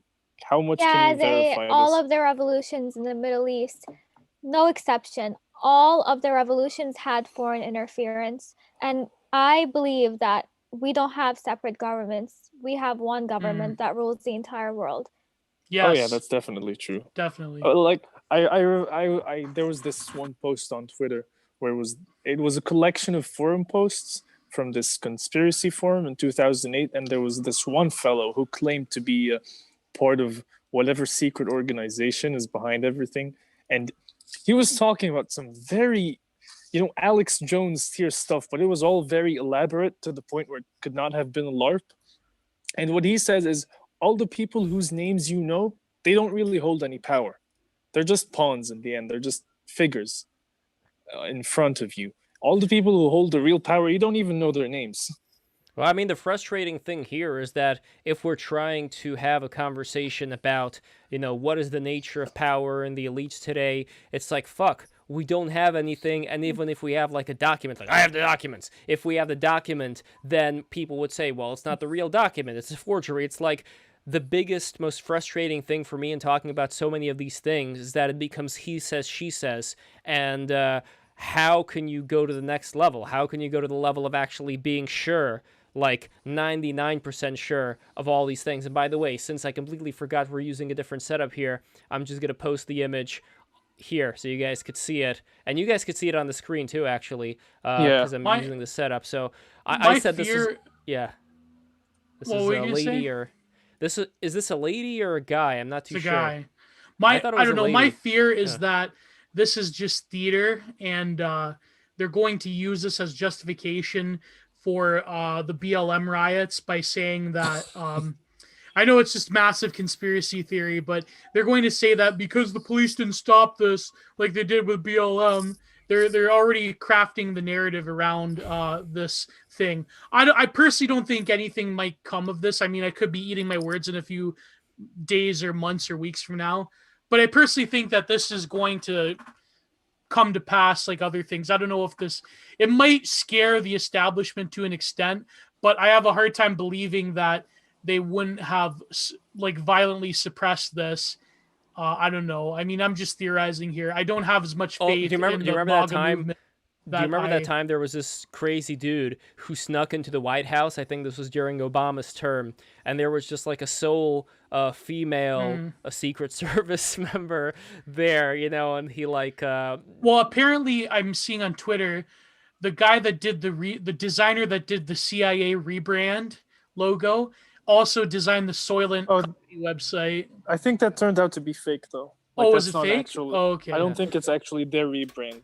Like it was some fake image. I actually met the guy who created Soylent. I met him. I met him at the Russian Turkish baths. You can Oh, meet a lot of wow. interesting people in the Russian-Turkish baths. So everybody, I just want to say, well, first of all, subscribe once again to BTR. I'm going to try to get Kristan Harris on. He has not responded as of yet. I'm going to try to see if, I'm going to try to get the guy on because he is in the belly of the beast. He is in this whole thing that's going down right now. So he's probably, who knows, he's probably in the White House. That would be pretty interesting if we could actually get him from within the White House, letting us know what is going down. So I really want to try to do this. So I'm going to be in contact with Kristan right now. But then I think we're going to be wrapping it up afterwards. So let's see what else is happening. I think this is like a big not a victory, but like it is a significant thing. Like is classic theist on Twitter saying 80% of Trump voters losing faith in virtually all U.S. institutions like the Constitution and rule of law. The GOP and even the police might very well be in the long run bring about a result preferable to Trump having successfully secured his victory outright. I don't think that's going to happen. I don't know. They're just I don't think Trump is going to win, but I do feel that it's significant in that a large percent of the American population is very quickly and very rapidly losing faith in these bloated husk institutions. And that in itself is significant, but I don't feel that they would have enough steam unless something like really dramatic happens. I don't feel they have the steam to really pull off something dramatic unless, see, the problem is that very effective revolutions only happen when people are virtually on the cusp of starving. No revolution ever happened when people... The whole lemming theory. Yeah, the lemming theory. Yeah. That like no revolution happened while people are on a full stomach. Well, I don't want to be black-pilled, but I do feel that in some ways it's significant because going forward, politics will become even more of a spectacle, and therefore politicians are going to, like the old neoliberal order, that helped craft the society of the spectacle. I feel that they're going to significantly lose relevance in terms of institutional power. So that in itself is a good thing, but it's just whether people can craft a genuine movement, not a movement, but a genuine sort of thrust to actually challenge the bloodline pedophile demon goblins that run the world. So I don't know. I don't know. Look at this guy over here. He's got the pagan tattoo over here and whatever this thing is. Wow. Yeah, Buff in the chat. Don't worry about the narrative. Enjoy the show. And then Bob Balls says, yeah, I'd rather change the fucking channel. That's a nice name. By the way, I don't think I've seen you around before, Bob Balls. Make sure you subscribe, Bob Balls, to the stream right now, Bob Balls. that was like that one picture I saw Trash World Citizen posted where it's this kid with a cell phone in a crowd, and they said, Google how to exit the simulation. How can I exit the simulation? And by the way, Maran has one of the greatest posts of all time here. The old elite is old, tired, and run out of fantasy. Don't care so much about them. Bring in true gems, and they will invest zillions of dollars into BTR. They are also waiting for a nice end to their misery. So, okay, BTR, you got to invest. You got to send us super chats. You got to become patrons. Send us crypto, cointree/break the rules. Bring Maran. Yeah, Maran, if you want to get in on this thing, I would love to have you on, brother. Like, I think you can contact me on Twitter. Here, I'll find you on Twitter and I'll send you the invite. I am still trying to see if we can get on. It is 3, but it is 3. It is pretty late. So, Bob Ball says, came from Charles's sphere. Shout out to Charles Carroll, nice. one of our best streams. Guys, check that out. And tomorrow we are going to have the lovely Afina Hayat back on for a stream with Alexander Bard, Arash Kolaki. And that is going down tomorrow, and that's going to be a lot of fun. I'm very excited about what's going to happen there. Building a new society. We're going to see what is crack-a-lackin'. So, I don't know. Have you ever thought about having Nick Fuentes on this show? No. I mean, first of all, he wouldn't come. Second of all, it wouldn't be good. Third of never mind. I'm not opposed to the idea, but it's just maybe I'll skip out that stream because I know what he's gonna say. I know what he's gonna say, and it's like, what do you think he's gonna say? I haven't watched him in a very long time. No, never mind. Just don't worry about it. I'm not opposed to the idea, but it'll. Yeah, I mean, if he wants to, but I don't know. You have to be. I mean, I You don't have to know. bring in some other. If you want him to come, there needs to be other big guests. He won't come Yeah. otherwise. Well, you Yeah. blocked me on Twitter, but what Oh. Nick Fuentes Well, considers. James Healy, aka MK Ultra Money, he is friends with Beardson. I don't know if you know Beardson, but I think Mhm, mhm. Beardson Oh, yeah. knows Nick, and I think Beardson would be interested in coming on BTR. So there we go. Like, who knows what's going to happen there. But anyway, we also have a comment earlier on here from Joe Nada, says, yo, great stream, thank you so much. And Tactical Neat says, came here because of Athena. Well, I hope you stay here because of Athena, because Athena's going to be back tomorrow, 5 o'clock, 5 p.m. Eastern. This is, no, 4 o'clock, sorry. 4 o'clock is when we are starting tomorrow, and it's going to be a very exciting stream. Be there or be square. And Gonna be a good one. it is going to Oh, be a yeah. good one. Yeah. So Anytime Bard comes up, it's going to be fire. So, So, I guys, I can't believe yeah. you've had him on. That's oh yeah, insane. multiple times, Yeah. multiple Yeah, times. there was that one stream with Sophia. That was very good. Oh, definitely, yeah. Oh, yeah. I want Sophia back too. I want to get in touch with her. So anyway, guys, I think this is pretty much the end. I am not getting any reply as of yet from hold on, let me see. Is there a reply over here? No, Kristan, no reply. I think he is just in the thick of it right now. I mean, look, I'm gonna try to call him up. yeah, Real things quick. are getting crazy there. So, Voice call. Like, here, I'm not even going to call him up on this thing. I'm going to call him up on my phone, and I'm going to see. Maybe he's going to speak to me this way. Or on Skype. I'm going to try both of these things, because I know he's busy. I mean, you know, it's like a riot's going on. It's like, hey, Kristan, I know you're busy, but could you... Wait, hold on. Let me see here. so, He was- so Baked Alaska just tweeted, someone retweeted, apparently there's a coup going on, but he spelt coup COO. Oh, Apparently there's a coup going. What the fuck? Huffman Coos. Do Fucking you remember moron. Huffman Coos? Huffman Cuckoo. Oh, Kristan. I give Are you you the there? future. oh boy. All right, hold on. Look Well, at this right tweet. This is Look through at my this. phone right now. Hey, Kristan, is there any way you could connect to the Zoom? What the? Okay, DMV Nash Nation. hold on.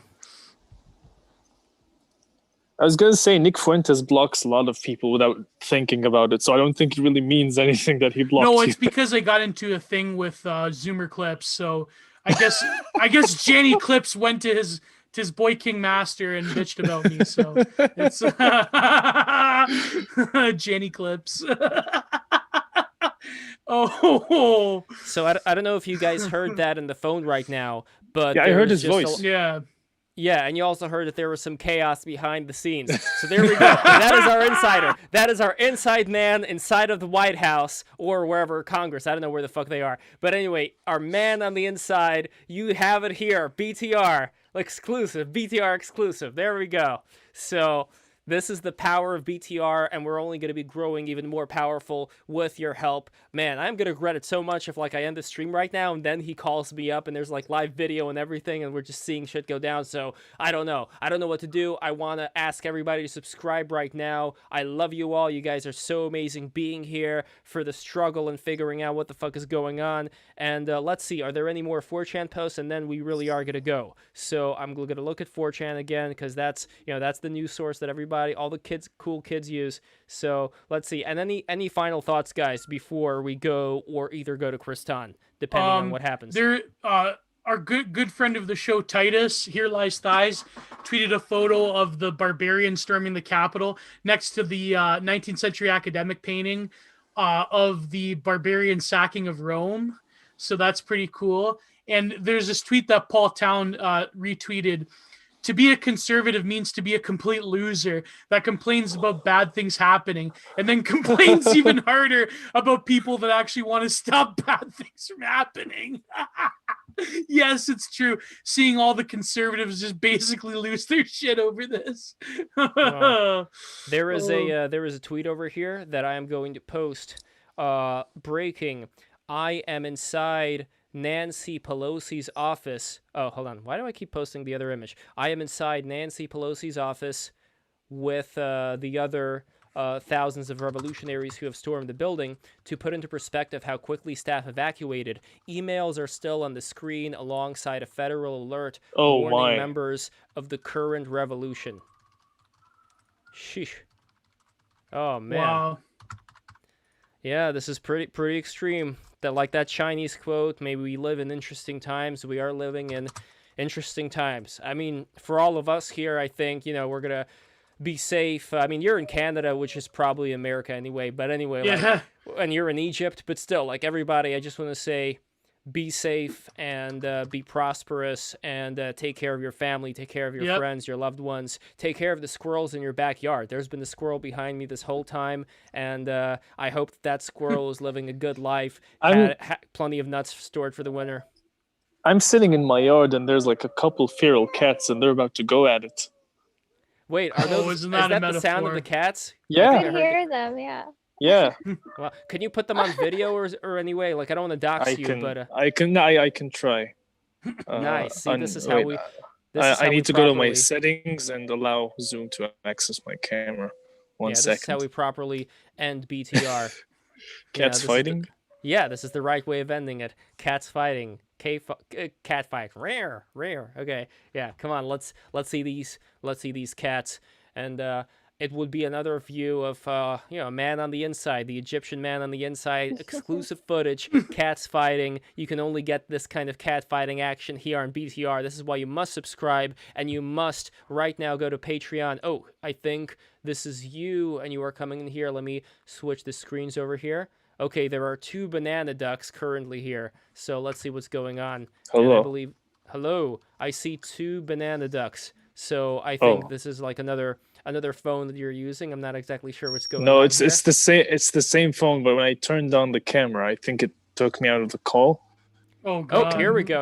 I see it. Okay, it's vertical. my front camera. It's my Oh. front camera, Well, and it's dark outside. Oh, that's right. I see. I keep forgetting that Egypt is like wait. a different time zone. Yeah, it's the other cat left, but there's one cat right there. That's fine. Let's do the one That's- cat. Is there any way you can it's turn the light on? It's Oh, I see it's the a bit- cat. Look at that cat. It's nice looking. This cat. thing has been living here for like 2 or 3 months now, and keeps bringing dead birds and stuff. Are the Yeah. Egyptian cats? Are they different from the regular cats? I mean, I don't know. Oh, They're wait, like wait, I stray get- cats, right? We have those in Yeah, they're- Kuwait. oh, they're not even seeing Yeah, the there's footage. stray cats. Here we go. Here we go. But I can try to turn on the lights. 1 second. Yeah, if you have like a flashlight or something, or a flashlight, whichever one works. There we go. Look at that.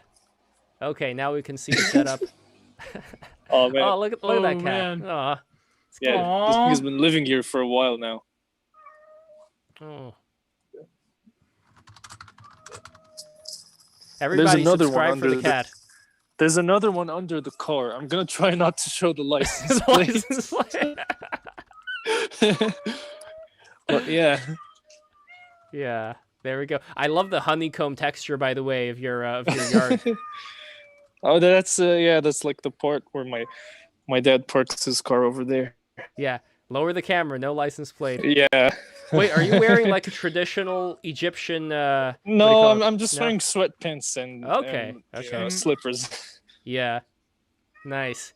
Yeah, that honeycomb, that is a nice looking texture. I Wow. mean, that's Saturn's cube and all that. I mean, there's a Oh reason boy. why. Yeah. Man, I could go for some honey right now. Like, the best thing would be eating like raw honey right out of the comb with the milk. You know, raw milk, raw honey. This is where it's at. Here, let me turn all this stuff off here. Okay, yeah, the camera is totally insane right now as far as what is being shown. Let me switch back to the regular Honeycomb view. texture. Yeah, honeycomb texture. It's nice. You remember honeycomb cereal with that crazy motherfucker like, me want honeycomb, me want honeycomb. You remember that? I was don't a know good about one. that. Okay, there we Oh go. boy, face stocks. Here Oh we shit! go. Sorry. Well, it's dark. It's dark at least. You have a handsome looking face. There we go. Thank you. It's great to see you. You're right next There to we the go. squirrel. Everybody else is off the screen, by the way, but the squirrel and you are on the screen. Let me try to figure out what the hell is going on here. But But anyway, guys, I think this is the fucking end of the stream. I'm not getting anything at all from Kristan. I think, like I said before, he is in the belly of the beast. We heard a little bit of the noise, though, so that was a BTR exclusive. We have Finamist in the flesh, finally. And I could see why you like this stream so much, because you're really smart looking dude. You're a wise man, and it's great to finally see you. And I hope you come to New York, brother. I hope you come to New York, and we'll definitely hang out soon. I actually have some family in New York actually. Nice, Oh. excellent. Yeah. My Well, grandmother's been living there for decades now. Your grandmother, or did you say your My grandmother? grandmother and my grandmother and my aunt and my uncle live there. Well, it is still a beautiful city, despite what. Oh, that's why the view's like this. It's a beautiful city, despite what anybody else says. Like, obviously, like Jules talked about it being a shanty town now. So, it's gonna go through a slide, a dip, whatever you want to call it, just like it went through in the 60s and 70s. But eventually, I think it's gonna come back, just like everything does. Nothing is permanent. Everything changes. You can never step in the same river twice. So that is what I want to take away from this experience. And again, like, enjoy the ride of being a fucking human being that's experiencing reality. And by the way, I just tweeted. I hope this is probably not a bannable tweet, but I said, can people getting into politicians' offices search for the Organite statues they have? Oh boy, I might delete later. Oh yeah, there's something else. I live right next to a church, and it's visible from my window over there. I don't know if you can see it. Yeah, it's really nice. Oh, hold on. Let me make the big screen again. Man, is the spire visible? Hold on. I gotta switch screens. 1 second. I gotta do the zoom thing. Okay, we are on. There we go. Now I think you're gonna be able to see it. 1 second. See, I gotta remove the spotlight, and now I gotta add the spotlight back in. Hold on. Okay, there we go. There we go. I think we have it on screen right now. Yeah, look at that. That is beautiful. Nice. That's a church over there. That is very pretty. And like back in the summer, 4 a.m., like Venus passes right over the spire. I think it looks really nice. Yeah. Wow. Oh, and Mehran has a comment over here. Still wait for Lev's comment on history of Assassin Brotherhood. That'll shed some light on the need of a Cairo as the new capital of a crazy cat worshipping digital, not that secret world civilization. God damn, I love Mehran so much. It's true. Mehran, you are the real MVP. Mm-hmm. So, guys, I think this is pretty much the end. We are going to go right now. I got to eat. I got to do all the stuff that Lev does. And this is it. Let me just switch the screen for 1 moment just so it looks more presentable. There we go. Okay, guys, this is it. This is the very end. Let's see what history is going to bring us. It's an exciting time to be alive. We're living in interesting times. We are living in interesting times. There we go. All right, guys, and don't forget to subscribe to Break the Rules as always. See you tomorrow. See you tomorrow. I'm That's Rush right. Kolani. 4 p.m. Fina Hyatt, Alexander Bard, myself, Lev Jules. We're getting it done. We are getting it done. All right, gentlemen and ladies, take care. I love you all. Bye-bye. Don't forget to subscribe. God bless and goodbye. Goodbye. And we're going to end the other